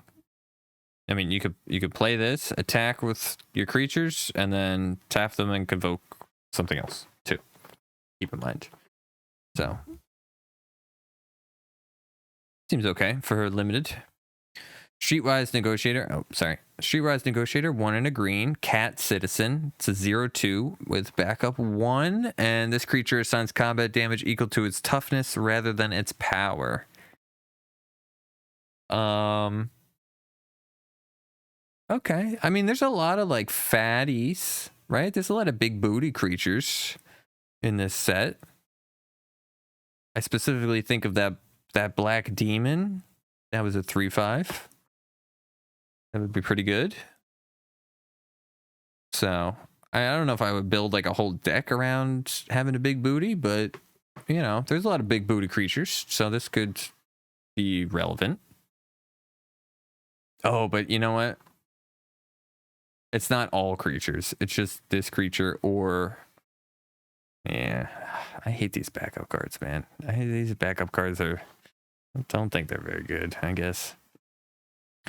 All right, Tandem Takedown. 1 and 2 green, instant, up to 2 target creatures you control. Each get +1/+0 until end of turn. They each deal damage equal to their power to another target creature, planeswalker, or battle. Yes. This is good. This is good. This is good. Good removal for limited. Probably not constructed. I don't know.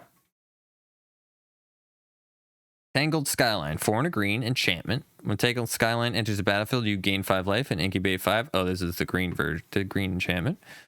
Phyrexians you control have reach. Ew. Oh, why, man? This is worse than the white one.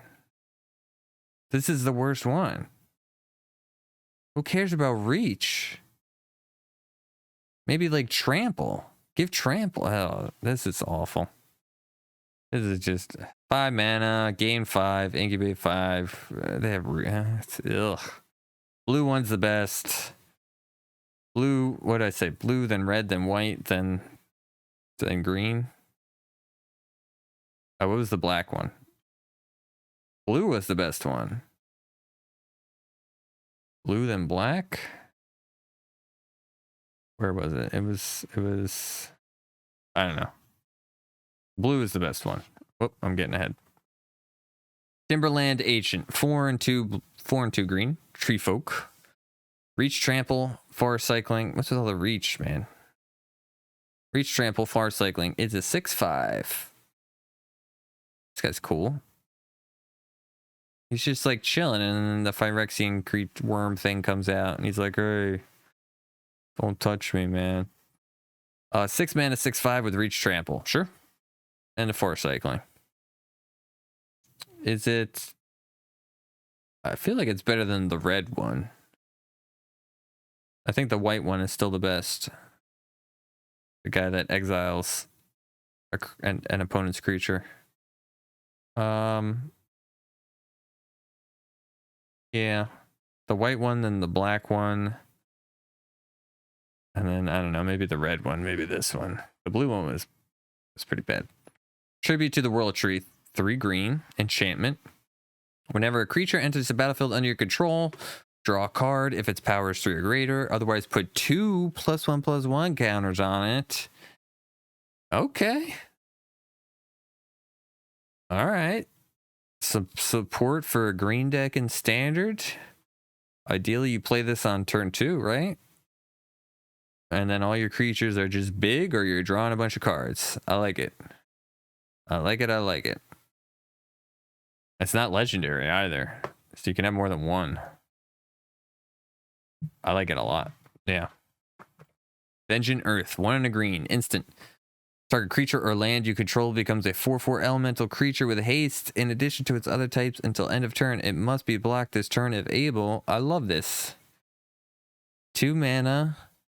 It's a combat trick essentially. I mean, you can animate a land to be a blocker, or grow a tiny creature, or just animate a land and go wide. This is good. I like this card. This is good for limited. This is cool. Vorinclex, 3 and 2 green, legendary creature, Phyrexian Praetor. Trample, Reach. He's a 6/6. Of course. think he's always been a 6/6. So 5 mana, 6/6, trample reach. Sure, limited bomb already. When Vorinclex enters the battlefield, search your library for up to 2 forest cards, reveal them, then put them into your hand, then shuffle. All right. I would have liked if like one went onto the battlefield and one went to your hand or something. Pay 8, 6 and 2 green, exile, then return to the battlefield transformed, activate only as a sorcery. So it doesn't have a, there's no conditional here, like the blue, like some of the other ones. Grand Evolution. Step 1, mill 10 cards. Put up to 2 creature cards from among the milled cards onto the battlefield. Okay. From among the milled cards, though. It's not from your graveyard. Distribute 7 +1/+1 counters among any number of target creatures you control. All right. Until end of turn, creatures you control gain 1. This creature fights target creature you don't control. Okay. And then he flips back over. And then you could just immediately flip them again if you wanted to. His saga seems pretty good. His saga seems better than Urbrask. I mean, the good thing about Urbrask is he just like keeps himself going. Also 8 is kind of a lot. Although 5, you get 2 lands, so you can get to 7. But he's gonna, I don't know. Obviously in limited, he's a bomb card, but in standard constructed, I mean, I feel like he'll just die very quickly. I don't know. War Historian, 2 and a green, human monk. 3/3 with reach, of course. Every green creature has to have reach. War Historian has indestructible as long as it attacked a battle this turn. Oh. Okay. All right, so if you got battles, you get 1 or 2 of these guys, and you just keep sending them. You just keep sending them at your battles, right? To defeat them. That's great, and your opponent just has to chump them or let you flip the battles. Cool. I like it. Nice little mechanic. The reach is like why, but okay. Wary Thespian, 1 and a green, cat druid, 3/1, 2 mana, 3/1. When Wary Thespian enters the battlefield or dies, surveil 1. All right. We're never seeing a vanilla creature again, right? We're never seeing a creature without any sort of text at all ever again, right? We're never seeing just a 2 mana 3/1 or 2 mana 2/2. They all have to have something now. Wildwood Escort, 4 and a green, elf warrior, 3/3. When Wildwood Escort enters the battlefield, return target creature or battle card from your graveyard to your hand. Okay. If Wildwood Escort would die, exile it instead. So it's a 5 mana 3/3. But you get to bring a creature or battle from your graveyard to your hand. Yeah, I don't know. Last set we had Nurm Razor Paladin, right? Which is a 5 mana 4/4 with Toxic 2 that returned a creature from your graveyard to your hand. Seemed better. Although this is green, so maybe green has to pay more in order to do the same thing. Wrenn and Realmbreaker. I've seen this already. Wrenn and Realmbreaker. 1 and 2 green. I'll click it. We'll make it big. There's a lot of text on here. 1 and 2 green. Legendary Planeswalker Wrenn. You get lands you control have tap, add 1 mana of any color, which is interesting. Starts with 4 loyalty. You can +1 to up to 1 target land you control, becomes a 3/3 elemental creature with vigilance, hexproof, and haste until your next turn. It's still land. -2 is mill 3 cards. You may put a permanent card from among the milled cards into your hand, so it has to be within those 3. And then -7, you get an emblem with you may play lands and cast permanent spells from your graveyard. I think this card's bad. I don't think this is good. I think the only deck, I mean, for limited, obviously it's a 3 mana planeswalker that makes a creature. You only have the 1 creature The land doesn't. It's not like Nissa. They only have the one. The ult is good, of course. The ultimate's good. So yeah, it's for limited. Sure, if you see this, yeah, you want to play it. For constructed, I think the only deck that would want to play this is the 5-color deck, 5-color control or something. I don't think they even want to play this card. I don't know, man. I don't think this is a very good card. I think I don't know. Well, we're not done yet, but I think all the planeswalkers kind of. I think they are scaling down on the power of the planeswalkers as well. I talked about the scaling down of the power of removal spells, and I think they're doing the same thing for planeswalkers as well. I don't know. We'll see in the next few sets, but I think, yeah, I think they're trying to scale the power level down more and more and more, which I'm kind of fine with. All right, we're into the gold cards, the multicolored cards. Baral and Karizev. We got one blue, one red, legendary creature, human. These are all the team up cards. Well, actually, not all. We're just going through by the number here. So a 3-mana 2/4 with first strike and menace. All right. Whenever you cast your first instant or sorcery spell each turn, you may cast a spell with lesser mana value than that. Wait, you may cast a spell with lesser mana value that shares a card type with it from your hand without paying its mana cost. If you don't, create First Mate Ragavan, a legendary 2/1 red monkey pirate creature token. It gains haste until end of turn.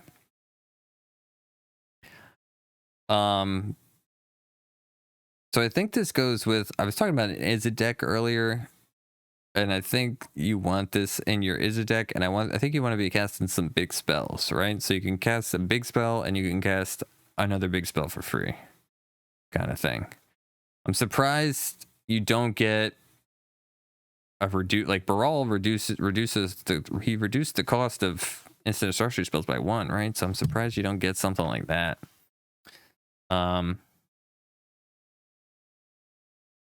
Yeah, I don't know. I mean, for 3 mana, I could see constructed. I could see some playing constructed. I don't know if there's an Izzet deck in limited, really. It didn't really seem like there was much synergy there.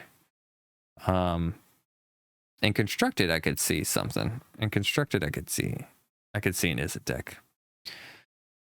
All right, Borborygmos and Fibblethip. 2, 1 green, 1 blue, 1 red. Legendary creature, Cyclops Homunculus. This is Borborygmos and Fibblethip teaming up.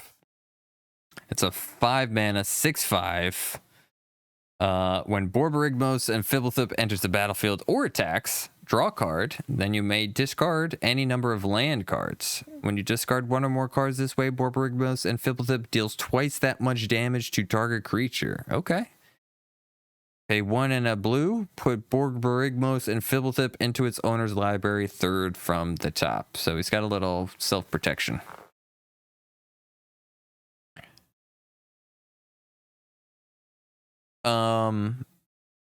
I like this card, man. I don't know if there's a deck here in these colors. I don't know if the land, if there's the lands to support that, but man, I like it. I mean, I like it. It's so cool. It's so cool.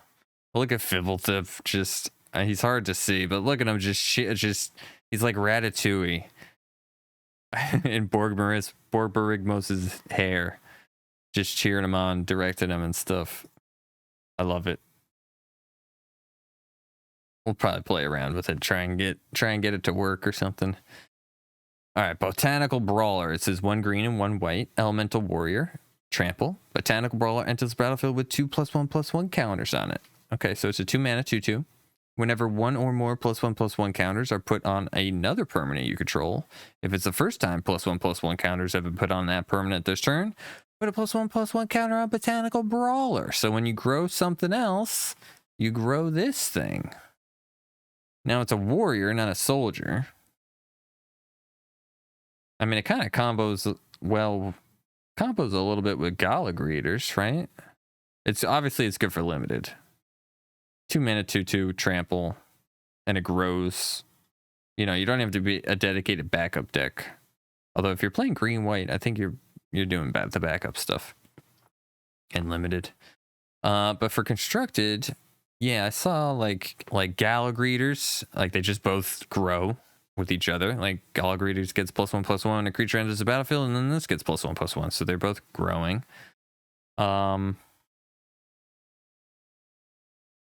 It goes well with Wandering Emperor, right? Yeah, this is an interesting card. This is an interesting card. It's not legendary. The Jiru, I probably pronounced it wrong, and Hazoret. 2 red and a white. Human God. It's a 5/4, so it's a 5 mana 5/4. Human God. As long as you have one or fewer cards, I gotta blow these up because these all have a lot of text. As long as you have one or fewer cards in hand, Jiru and Hazoret have vigilance and haste. Fantastic. When Jiru and Hazoret attacks, Jiru. When Hazoret attacks, look at the top 6 cards of your library. You may exile a legendary creature card from among them, Atraxa. Put the rest on the bottom of your library in a random order. Until end of turn, you may cast the exiled card without paying its mana cost, Atraxa. Yep.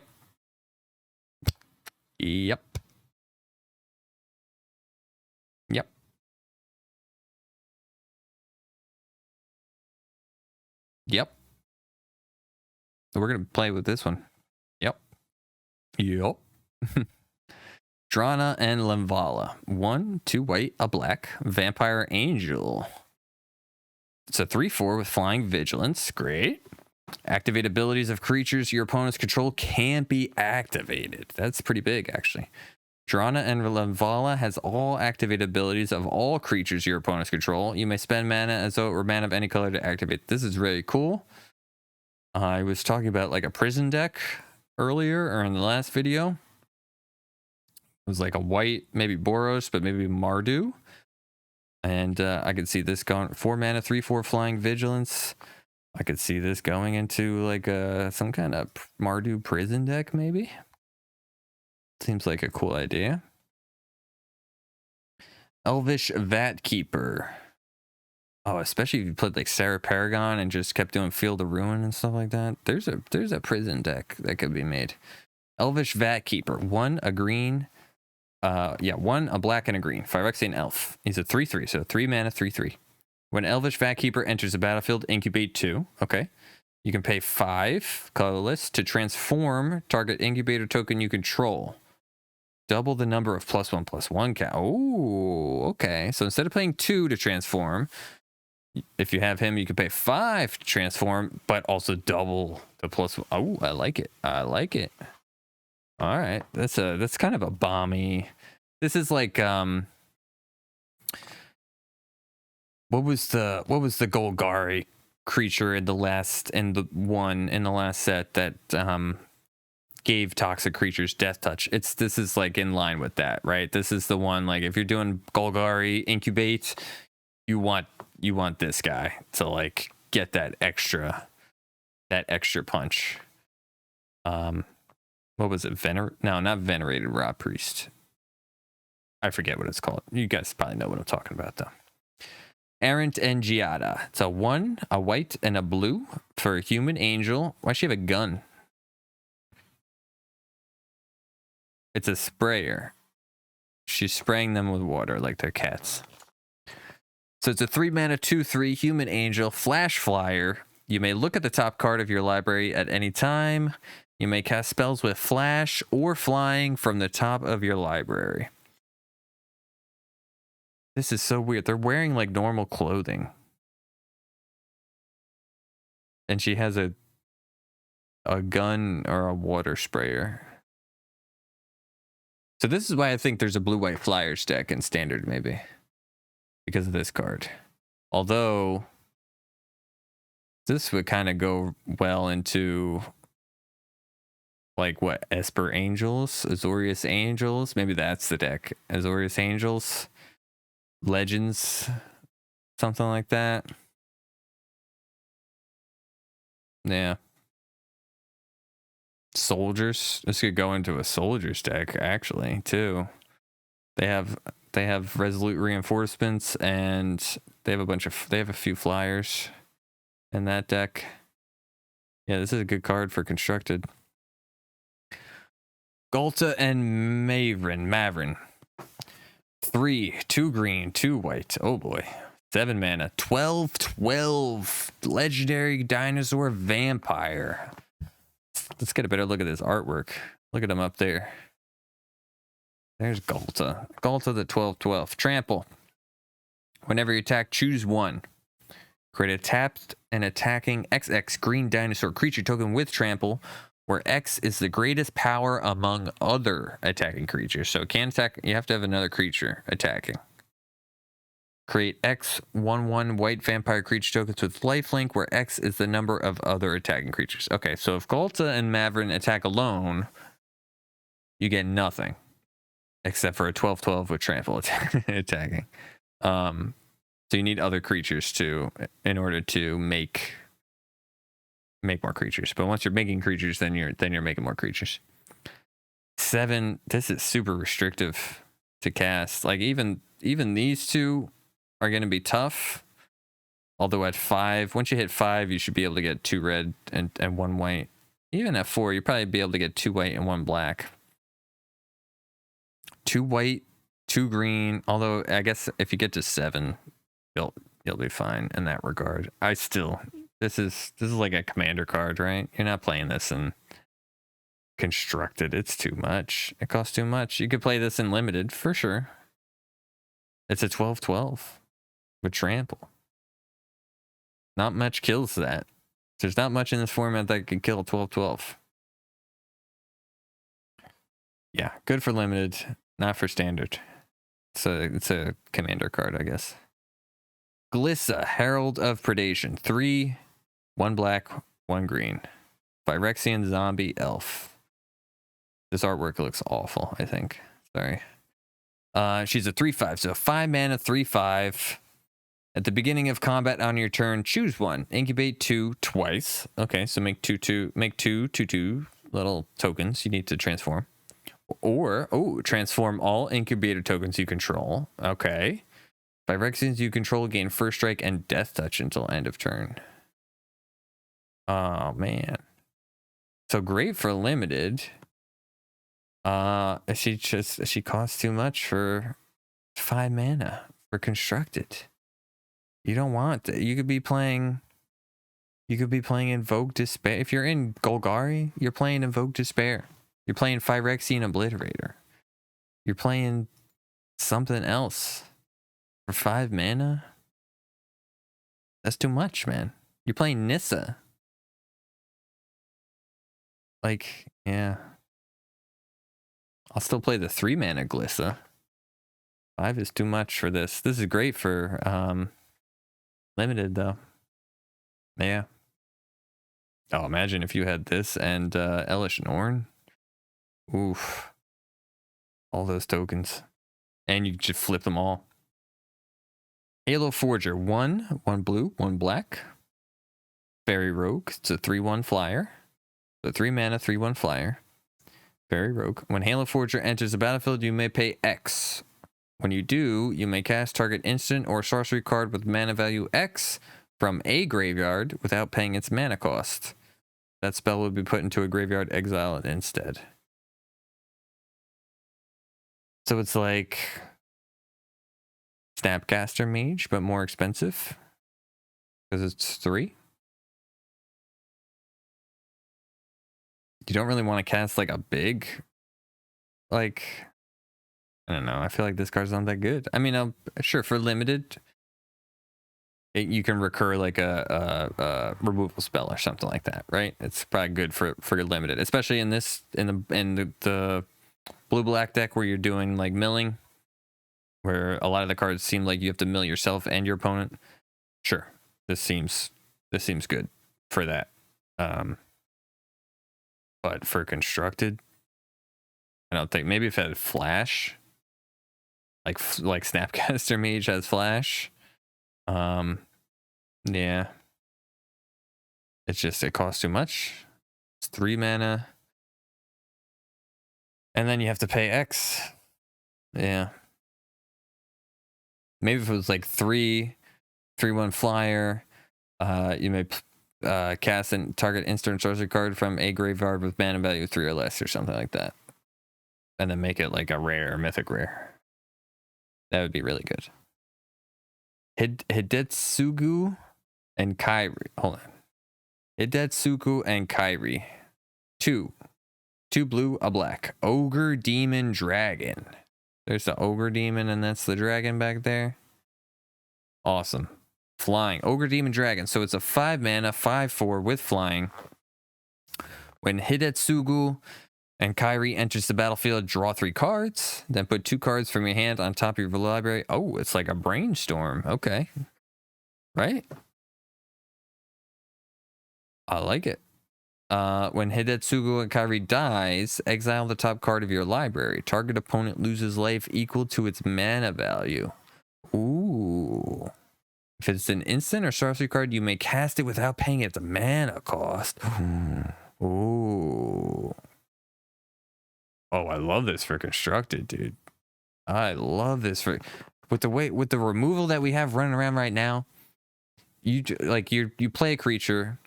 A lot of games go like this. Like you play your big creature, you get to turn 4. You play Shield Tree, right? You play Shield Tree, 4/5. Opponent kills it. Like you get maybe a turn. If not, usually you don't even get a turn. You turn 5, you play this guy. He's gonna die immediately. But you just drew 3 cards, and then you got to put 2 on the top of your library in any order. And then when it dies, you deal a bunch of damage to the opponent. And if this is a sorcery, you get to cast it. Ooh. Like Diregraph Rebirth. Like Reanimation. Get it from the graveyard and put it back on the battlefield. Ooh. Yes. I like this. I like this. Or play Esper, Repair and Recharge. Invoke Justice. Yes. I like it. Look, wait, what is this? This looks like it's copy and paste. Inga and Essica. 2, a green and a blue. These cats look like they were copied and pasted on here. This is insane, this card. I love this. Look at all the colors. This is Inga and Essica is a 4 mana, 4/4 human god. Creatures you control have vigilance. And tap, add 1 mana of any color. Spend this mana only to cast a creature spell. Okay. Alright, there's some ramping. Whenever you cast a creature spell, if 3 or more mana from creatures was spent to cast it, draw a card. Okay. Okay. What if you just want to convoke? You still get to draw a card, right? This is interesting. I don't know. 4 mana, 4/4. I don't know if it's enough. It might not be good enough for constructed. For limited, it's great. 4 mana, 4/4, and you get to ramp. Rampity ramp. It's good. Invasion of Alara. It's 5 color. When Invasion of Alara enters the battlefield, exile cards from the top of your library until you exile 2 non-land cards with mana value 4 or less. Okay, I'm trying to think. What most 5 color decks are playing like domain cards right now, so they don't have a lot of 4 or less things. Fable of the Mirror Breaker, essentially. You may cast one of those 2 cards without paying its mana cost. Put one of them into your hand, then put the other cards exiled this way on the bottom of your library in a random order. Yeah, I'm trying to think with the 5 color deck, like even like Leyline Binding. Leyline Binding's 5, right? Drag to the bottom is 5 or 6 with domain. They play a lot of those domain cards. Okay, and this had defense 7 too. Awaken the Maelstrom. Awaken the Maelstrom is all colors. Target player draws 2 cards. You may put an artifact card from your hand onto the battlefield. Okay, Portal to Phyrexian, right? Create a token that's a copy of a permanent you control. Okay. Key, like reflection of Key Fable. Distribute 3+1/+1 counters. Or Kami War's legendary, right? So you can't even do that. Distribute 3+1/+1 counters among 1, 2, or 3 creatures you control. Okay. Destroy target permanent and opponent controls. The artwork is very cool. I feel like 7 is crazy. I feel like you're never gonna get to flip it. It's strong. Yeah, like it's super strong. Oh, okay. Maybe in an older format, like Cruel Ultimatum, right? Or you play one with the multiverse. But you still have to cast this for. You still have to, or I guess you play one with the you get one with the multiverse down, and then you can play this. But you still, then you have to flip it. Although you do Cruel to, I mean, if you're doing all that stuff, I mean, forget about this card. You don't even need this to do Cruel Ultimatum. The only reason you're playing this is just to play it, to get it to work. I think that's it. Yeah. I don't know. I probably won't try that. Invasion of Amonkhet. 1, a blue and a black. So 3. When Invasion of Amonkhet enters the battlefield, each player mills 3 cards. Then each opponent discards a card and you draw a card. Okay. All right. 4 defense. Lazotep Convert. You may have Lazotep Convert enter the battlefield as a copy of any creature card in a graveyard, except it's a 4/4 black zombie in addition to its other types. Atraxa. Atraxa. A 4/4 Atraxa. Okay. Esper Reanimator. Wait, what was the other? Okay, Amonkhet, Hidetsugu, and Kairi. Okay. Maybe you just do blue-black Reanimator, Cruelty of Gix. And Amonkhet is the way to go. Yeah, I like it. Big and you have to flip this stuff. Oh, but you play the black one you play that black card that removes the counters from battle. Yeah. Yeah, this is big in both in limited and yeah, we're gonna be playing these two in standard. Invasion of Asgol. 1 black, 1 red. When Invasion of Asgol enters the battlefield, target player sacrifices a creature or planeswalker and loses 1 life. Love it. Love it. Has 4 defense. Ashen Reaper. What is this place? Asgol. It's like Dark Souls world. Look at this guy. This guy's from like Dark Souls. So he's a 2/1 with Menace. At the beginning of your end step, put a +1/+1 counter on Ashen Reaper if a permanent was put into a graveyard from the battlefield this turn. Okay. So like a sacrifice deck. Maybe in the Oni Anvil, Rakdos Oni Anvil deck. These guys are cool. I want to go to Asgol. I wanted to see that set. Dark Souls world. I like this. I mean, it's 2 mana removal. Creature or planeswalker. They get to choose, right? And then this guy just grows and grows as other creatures die. And you can sacrifice creature. Or you play Urbrask Forge. Play this on 2. Play Urbrask Forge on 3. And this guy is just constantly growing, right? Because the tokens sacrifice. Yeah. You have to just order. I think you have to order the triggers the right way in order to do it. Invasion of Urgamon. 1 red, 1 green. When Invasion of Urgamon. What is this place? Invasion of Urgamon enters the battlefield, create a treasure token. Then you may discard a card. If you do, draw a card. Okay, ramp. A little bit of ramping, right? A little bit of ramping, a little bit of cycling. And 5 defense, which is kind of a lot. Truga Cliff Charger. It's a 3/4 Rhino with Trample. When Truga Cliff Charger enters the battlefield, you may discard a card. If you do, search your library for a land card or battle card. Reveal it, put it into your hand, then shuffle. Okay. Okay, so maybe like a Gruul Battles deck? Maybe? 5 is a lot to flip it. Kind of. I mean, in those colors, you have the means of doing 5, but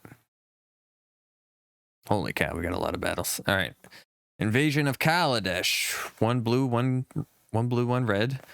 When Invasion of Kaladesh enters the battlefield, create a 1/1 colorless Thopter artifact creature token with flying. So just 1 1/1. Is that the reservoir? Is that the Aetherflux reservoir? Aether Wing Golden Scale Flagship. Wow, that looks cool. Flying Aether Wing Golden Scale Flagship's power is equal to the number of artifacts you control. Okay. Crew 1. Inspired by the grace of Ixalan's Pterodon, Sekili built one of her own. I love it. I wonder if it replaces if it will replace the Weatherlight, right?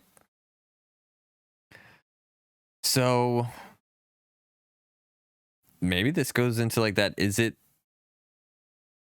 deck with third path Iconoclast, kind of? It triggers him making those tokens, or maybe, yeah. Kind of sucks. It just makes the 1/1 just the 1 Thopter token. Needs 4 to flip it, but the red's able to flip that kind of easily. Invasion of Kylem. What is Kylem? 2, 1 red, 1 white. When Invasion of Kylem enters the battlefield, look at their silly. This looks like. What are these people? Is this another plane that like we haven't gone to before? I don't know. 2, 1 red, 1 white. When Invasion of Kylem enters the battlefield, up to 2 target creatures each get +2/+0 and gain vigilance and haste until end of turn. Looks like a Boros aggro kind of card. It's kind of meh. Valor's Reach Tag Team. Grade 2 to Sorcery. Oh, cool. This is the first one we've seen that's like not a permanent, right? Create 2 3/2 red and white warrior creature tokens with whenever this creature and at least 1 other creature token attacks, put a +1/+1 counter on this creature. Oh, so they grow with each other. All right. It's kind of mediocre, right? It's kind of meh. Invasion of Lorwyn. 4, a black, and a green. So 6 mana. When Invasion of Lorwyn enters the battlefield, destroy target non-elf creature an opponent controls with power X or less, where X is the number of lands you control. That's it? For 6? Destroy 1 creature for 6? It has to be less than the number of lands we control.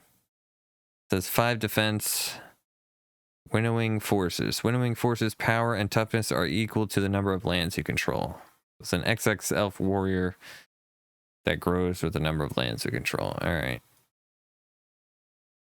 I mean, you can use that 1 black card to immediately remove 5 counters, which is a thing. 6 mana to kill 1 creature is not good though. But the creature you get, you know, obviously will be at least a 6/6. So that's something. Me. Invasion of Moag. Moag? Are these all... What is Moag? 2, a green and a white. When Invasion Moag enters I don't know how to pronounce it, enters the battlefield, put an A+1/+1 counter on each creature you control. There we go. This is better than the Boros one already, right? 5 defense. Bloom Wielder Dryads. It's a 3/3 with Ward 2. Okay, at the beginning of your end step, put a +1/+1 counter on target creature you control. Love it. Good. Keeps growing your... I love this. This is great. I'd rather... You probably rather play that one than... where's the green... The green pump... What was the green pump spell? Storm the Sea Core. Right? It's kind of better. I like it. Invasion of New Capenna. Oh, I wish they just wiped New Capenna out. 1 white, 1 black. When Invasion of New Capenna enters the battlefield, you may sacrifice an artifact or creature. When you do, exile target artifact or creature an opponent controls. Okay, so it's like extort, right? Right? Was that what extort was? Or casualty or something like that? It has 4 defense. So you have to sack something in order to actually do something with this, which is kind of meh. Holy Frazzle Cannon. All right, we got a gun. Whenever a crypt creature attacks, put a +1/+1 counter on that creature and each other creature you control that shares a creature type with it. So it's like a tribal equipment.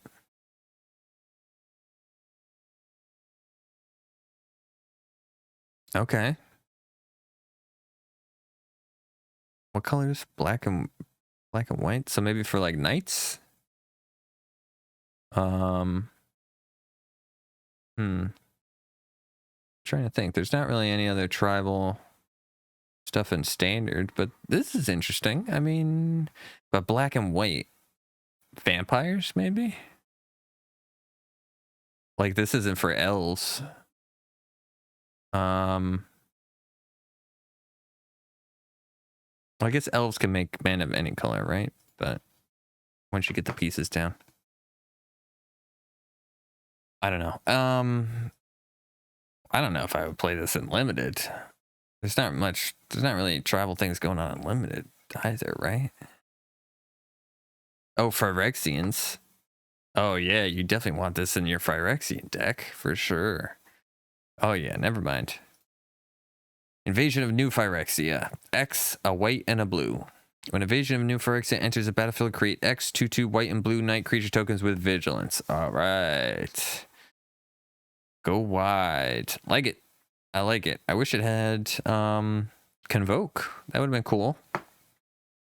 You want this in like a Mind's Place apparatus deck, right? Teferi Akosa of Zalfir. How many defense? 6 defense. That's quite a bit. Draw. Okay, so Teferi comes in with 4 loyalty. You can +1 to draw 2 cards, then discard 2 cards unless you discard a creature card.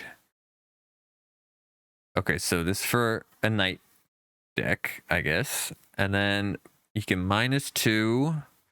You get an emblem with knights you control, get +1/+0 and have ward 1, right? Okay. And then -3, tap X creatures you control. When you do, shuffle target non-land permanent and opponent controls with mana value X or less into its owner's library. That seems pretty bad.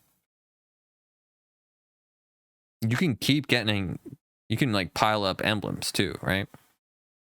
Like if you flip them, you -2, you get an emblem. And then you get -2 again and get a second emblem. So all your knights have +2/+0 and ward 2, essentially. Something to keep in mind. I don't know. I don't know if there's really going to be an Azorius Knights deck. I mean, for limited, for sure. If I saw this, I would try and, I don't know, try and force Knights. I feel like Knights will be open a lot of times. Invasion of Pyrulia. 1 green, 1 blue. When Invasion of Pyrulia enters the battlefield, scry 3. Then reveal the top card of your library. If it's a land or double face card, draw a card. Okay. Gargantuan Slab Horn. It's a beast. A 4/4 beast with Trample, Ward 2. Other transform permanents you control have Trample and Ward 2. Okay. Is green blue the transform thing? Really? I'm trying to think about the blue transform. I don't remember the blue transformers. I remember that there's some good green transformers. But when they say transform, I think of like the incubate tokens and stuff too. Not just like these, not just like the battles and the creatures that transform. I don't know. Invasion of Tolvada. A 3/3, a white and a black. When Invasion of Tolvada enters the battlefield, return target non-battle permanent card from your graveyard to the battlefield. Reanimation Atraxa. Okay. 5 defense. The Broken Sky. Creature tokens you control get +1/+0 and have lifelink. At the beginning of your end step, create a 1/1 white and black spirit creature token with flying. All right, so you kind of want wedding announcement in this, right? I also kind of want this and Atraxa, right? Cool. Definitely going to be trying this. Definitely going to be trying that. Invasion of Xerix. I don't know. They're just making names up, right? 2, 1 white and 1 blue. When Invasion of Xerix enters the battlefield, return up to 1 target creature to its owner's hand. Okay. Has 4 defense. Vertex Paladin. All right. Flying. Vertex Paladin's power and toughness are equal to the number of creatures you control. He's an angel. Interesting. So maybe an angel. He's also a knight. 4 mana bounce 1 creature kind of sucks though, doesn't it?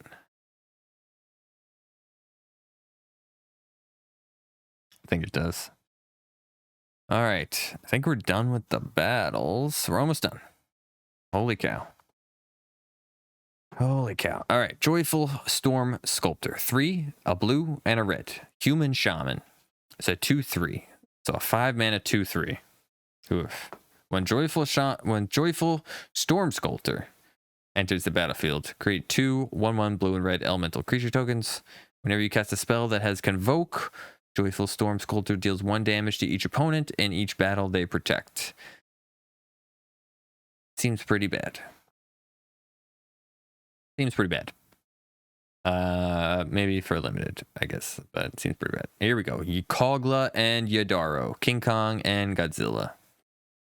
2 red, 2 green. Ape, dinosaur, turtle. How are they only a 7/7? What is his art? Oh, that's Yadaro, and that's Kogla, right? And there, Kogla's riding on Yadaro's back. Fantastic. I need the King Kong Godzilla version, please. So it's 6 mana, 7/7, ape, dinosaur, turtle. When Kogla and Yadaro enters the battlefield, choose one. It gains trample and haste until end of turn. Great. 7/7 trample haste. Fantastic. It fights target creature you don't control. Okay. Fantastic. It's a removal spell. Pay 2, 1 red, 1 green. Discard Kogla and Yadaro. Destroy up to 1 target artifact or enchantment. Shuffle Kogla and Yadaro into your library from your graveyard, then draw a card. Fantastic. Great. The best team-up card in the set. Not actually, but I love it. 6 is a lot. I won't get to cast it in standard. I might be able to reanimate it. It's a nice little, like, what's the word? Besiju effect. It doesn't give them a land, too, like Besiju does. Although it costs 4 in order to do it, in order to channel this. Yeah. Love it. I want the Godzilla King Kong version, though. Here's the best team up one, right? Croxa and Kroneros. 3, 1 red, 1 white, 1 black. Elder, giant, dog. 6/6. So 6 mana, 6/6, Vigilance, Menace, Lifelink. Whenever Kroxa and Kadaros enters the battlefield or attacks, you may exile 5 cards from your graveyard. When you do, return target creature card from your graveyard to the battlefield, like Atraxa, like Dejuro and Hazoret. Like, yeah. Yep. Mardu Reanimator. Mardu, expect as soon as this set comes out. Well, we'll be doing some drafts first. We'll do a draft, like we'll do some drafts for like the first week or maybe 2 weeks, and then yeah, we're definitely gonna jam some Mardu Boros Reanimator, Kroxa, Hazoret, and Juru, Atraxa. All right. Almost done. Marshal of Zalfir. 1 white, 1 blue. Human Knight. Other knights you control get +1/+1. Okay, Night Lord. 1 white, 1 blue. Tap another target creature. 2/2. 2 mana, 2/2 Knight. Other knights get +1/+1. That's what the knights want, right? Yep. You want this guy if you're doing knights. Great. Mirror Shield Hoplite. 1 red, 1 white. Human Soldier. 2/2. 2 mana, 2/2 with Vigilance. It's also a soldier, keep in mind. Whenever a creature you control becomes the target of a backup ability, copy that ability. You may choose new targets for the copy. This ability triggers only once each turn. Oh yeah, if you're doing the backup plan, if you're doing the backup deck, you really want this guy, right? You really want this guy. You really want that Kami. You could probably get away with maybe doing 3-color backup. Seems good. Seems really good for the backup stuff. For constructed, not so much. Mutagen Connoisseur. 1, a green and a blue. 0/5. Vidalcan Mutant. 3 mana, 0/5 with Flying Vigilance. Mutagen Connoisseur gets +1/+0 for each transformed permanent you control. Alright, I guess, I don't know, dude. They're obviously trying to tell us that blue-green is the transformed like archetype, but it doesn't seem that way. I don't know. Maybe I missed something. Omnath, Locus of Awe. 1 white, 1 blue, 1 Phyrexian black, 1 red, 1 green. Phyrexian Elemental. He's a 4/4. If you would lose unspent mana, that mana becomes black instead. At the beginning of your pre-combat main phase, look at the top card of your library. You may reveal that card. If it has 3 or more colored mana symbols in its mana cost, if you do, add 3 mana in any combination of its colors and put it into your hand. If you don't reveal it, put it into your hand. Okay, a lot to unpack there. I guess he's like a commander card, right? I don't know if you can really make a 5-color deck work. We'll have to see what rarity the dual lands come at. I think all the dual lands are just tap lands too for draft. But they might be like uncommons, so you might see some more lands. I don't know. I don't think you can play him in constructed. I don't think he's worth playing in constructed. Really, he's kind of like a win more card. Yeah. I don't know. I don't think I'll try. It doesn't really affect the battlefield too much. You need him to stick around for a turn in order to get this whole block of text, right? All right, Quintorius, Lore Master, 3, 1 red, 1 white, Elephant Cleric. He's a 3/5 with Vigilance, so he's a 5 mana, 3/5 Vigilance. At the beginning of your end step, exile target non-creature, non-land card from your graveyard. Create a 3/2 red and white spirit creature token. Okay. Pay 3, tap him, sacrifice the spirit, choose target card exiled with Quintorius. You may cast that card with this turn without paying its mana cost. If that spell will be put into a graveyard, put it on the bottom of its owner's library instead.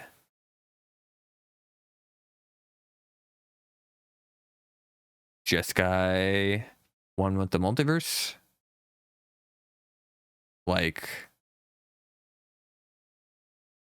Yeah. Right? But get one with the multiverse into your graveyard. Exile it with Contorius. Make the token. Sack the token. Play one with the multiverse for free. Like, yeah. Seems good. Rampaging Geoderm. 2, 1 red, 1 green. Dinosaur Beast. 3/3. So 4 mana, 3/3 with Trample Haste. Whenever you attack, target attacking creature gets +1/+1 until end of turn. If it's attacking a battle, put a +1/+1 counter on it instead. Okay. All right. Seems good for limited. Okay. I don't know. Probably wouldn't play it in constructed, but yeah. Rankle and Torbrand. 1, 2 black, 2 red. 3/4 Fairy Dwarf. Flying First Strike Haste. So 5 mana, 3/4 Flying First Strike Haste. Whenever Rankle and Torbrand deals combat damage to a player or battle, choose any number. Each player creates a treasure token. Each player sacrifices a creature. If a source would deal damage to a player or battle this turn, it deals that much damage +2 instead. All right, I mean, this is just a silly card, right? Like, this is a commander card, I guess, and it's good for seems good for limited. I don't think you're playing this in constructed though. Not for 5 in Rakdos colors. Not in this color pair. You're not playing this, unfortunately.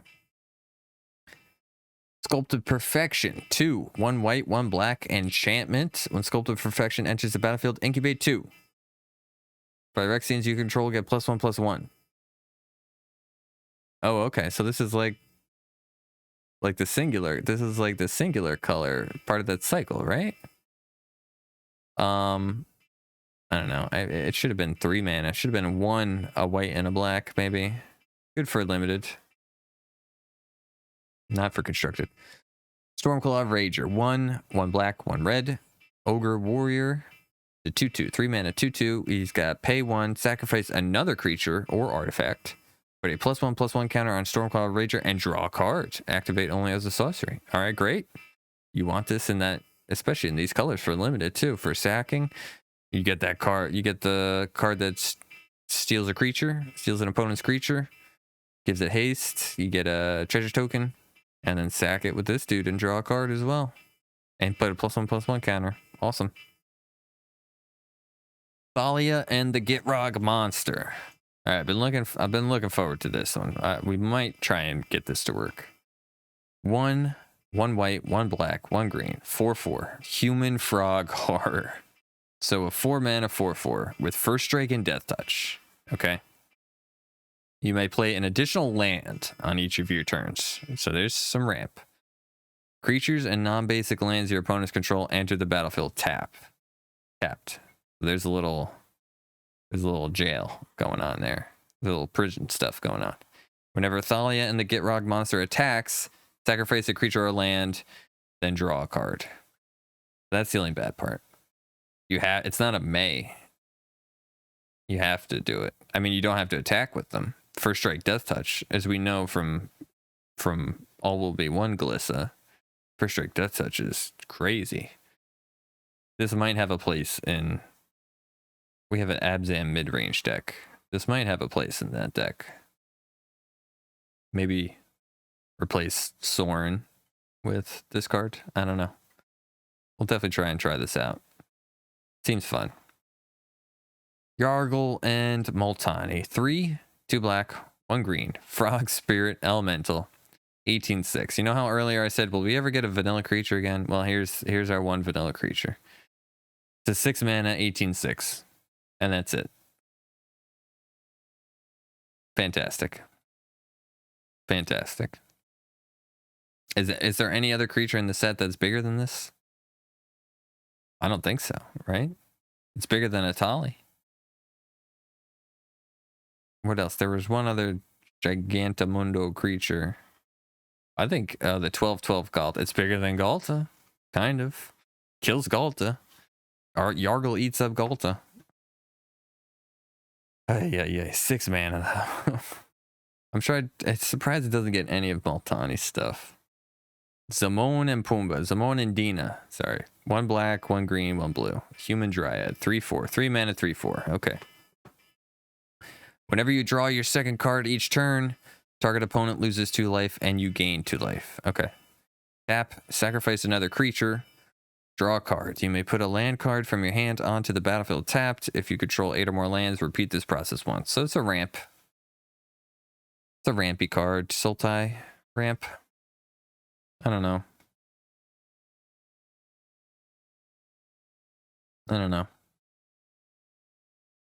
Probably good for commander, right? I don't know. For constructed, for 3 mana, I don't know if this will see play. For limited, for sure. You could play this. Get your ramp on. Seems fine. Zurgo and Ojutai. 2, 1 blue, 1 red, 1 white. 4/4 Orc Dragon, Flying Haste. Zurgo and Ojutai has hexproof as long as it entered the battlefield this turn. Whenever 1 or more dragons you control deal combat damage to a player or battle, look at the top 3 cards of your library, put 1 of them into your hand and the rest on the bottom of your library in any order. You may return 1 of those dragons to its owner's hand. So maybe Jeskai Dragons? I don't think so, right? I feel like there's just not, I don't know. I'd have to look up what dragons are even in standard right now. We're not getting a whole lot of dragons in this set, and the ones we are, they're high costed. I'd have to look it up and see. Yeah, it's a cool card though. Again, I mean, I would play it in limited. For 5 mana, you could probably get to 3 colors by then. Splash for this. Yeah, I don't know. Probably commander card, right? Flywheel Racer, 2 colorless. Vehicle, Vigilance, 3/2 Vigilance. Tap it, add 1 mana of any color. Okay, activate only if Flywheel Racer is a creature. Oh. Crew 1. Alright, Crew 1 is something. Crew 1 to make a 3/2, that's something.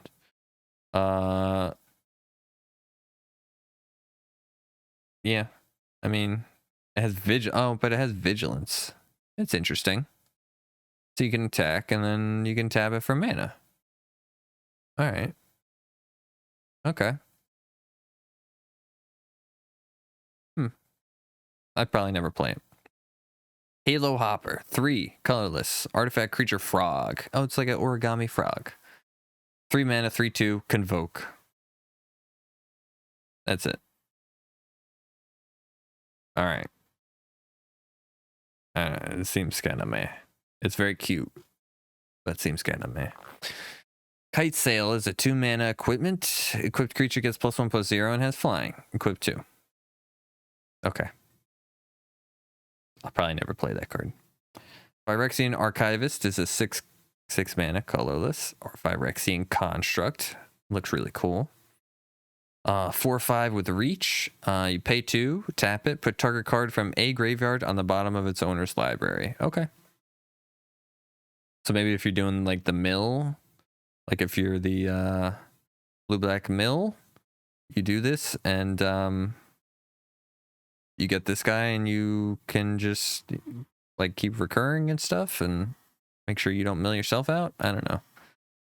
6 mana, 4/5 feels kind of bad, I guess. Realm Breaker, the Invasion Tree. 3, colorless. Legendary artifact. 2, pay 2, tap it. Target opponent mills 3 cards. Put a land card from their graveyard onto the battlefield tapped under your control. It gains, if this land would leave the battlefield, exile it instead of putting it anywhere else. All right, I like that. There's our ramp. Ooh, I like this and kind of constructed too. Pay 10, tap it. Sacrifice Realm Breaker, the Invasion Tree. Search your library for any number of Praetor cards. Put them onto the battlefield, then shuffle. Huh.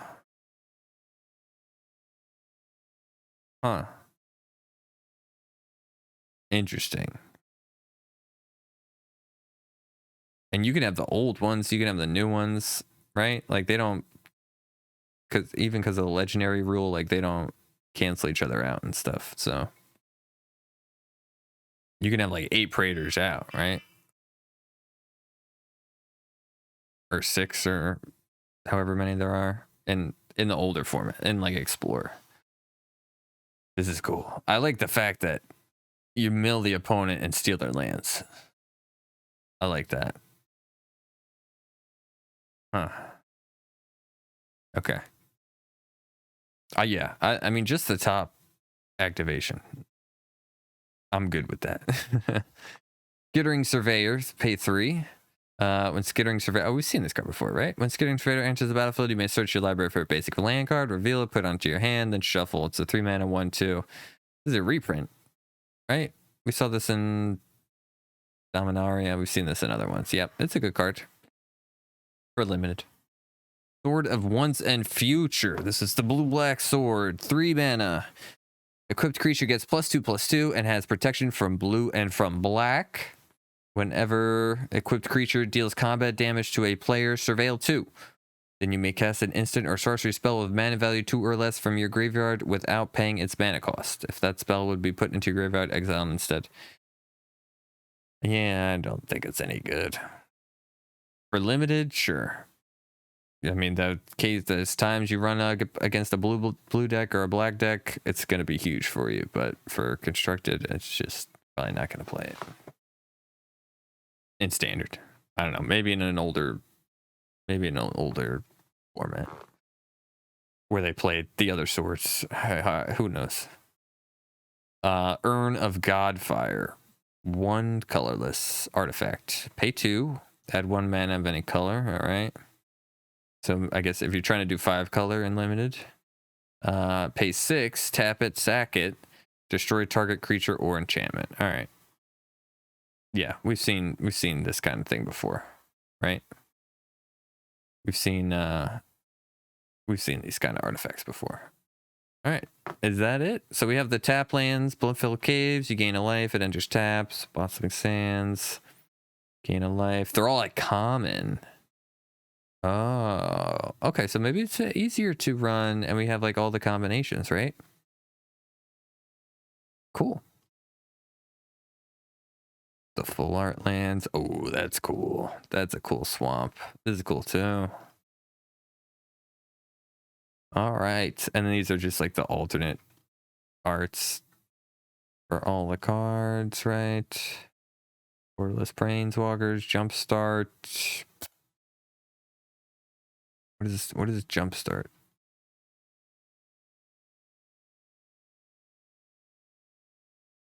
Referee Squad. This is like a different set, isn't it? I don't know. There's only 15. There's only 15 cards. I don't know. Alternate Jin Gataxius, extended art. These are all the yeah. Promos. There's nothing else. Buy a box. Omnath. That looks so cool. Look at this goofy looking one. That looks awful, dude. That looks so bad. It looks like he's giving you a thumbs up right here, too. That looks so bad. So stupid. This looks awesome. This looks like it's from Warhammer 40K or something. All right, guys. That's it. That's the end of the set. It comes out on the 18th, I think. So we got some time before it comes out. Hope you enjoyed the preview of it. Hope you guys have a great weekend. We're going to be playing Dredge this weekend. If you don't know what that is, it's a best way to describe it is a Lovecraftian fishing game. That sounds interesting to you, definitely come check it out. We'll be playing it on Saturday and on Sunday. It definitely sounds weird for sure, but it looks pretty cool. So I'm gonna have some fun playing that. So otherwise, I hope you guys have a great day, have a great night, have a great weekend. Love you all. Like the video, subscribe to the channel, leave a comment down below. I will see you all very, very soon.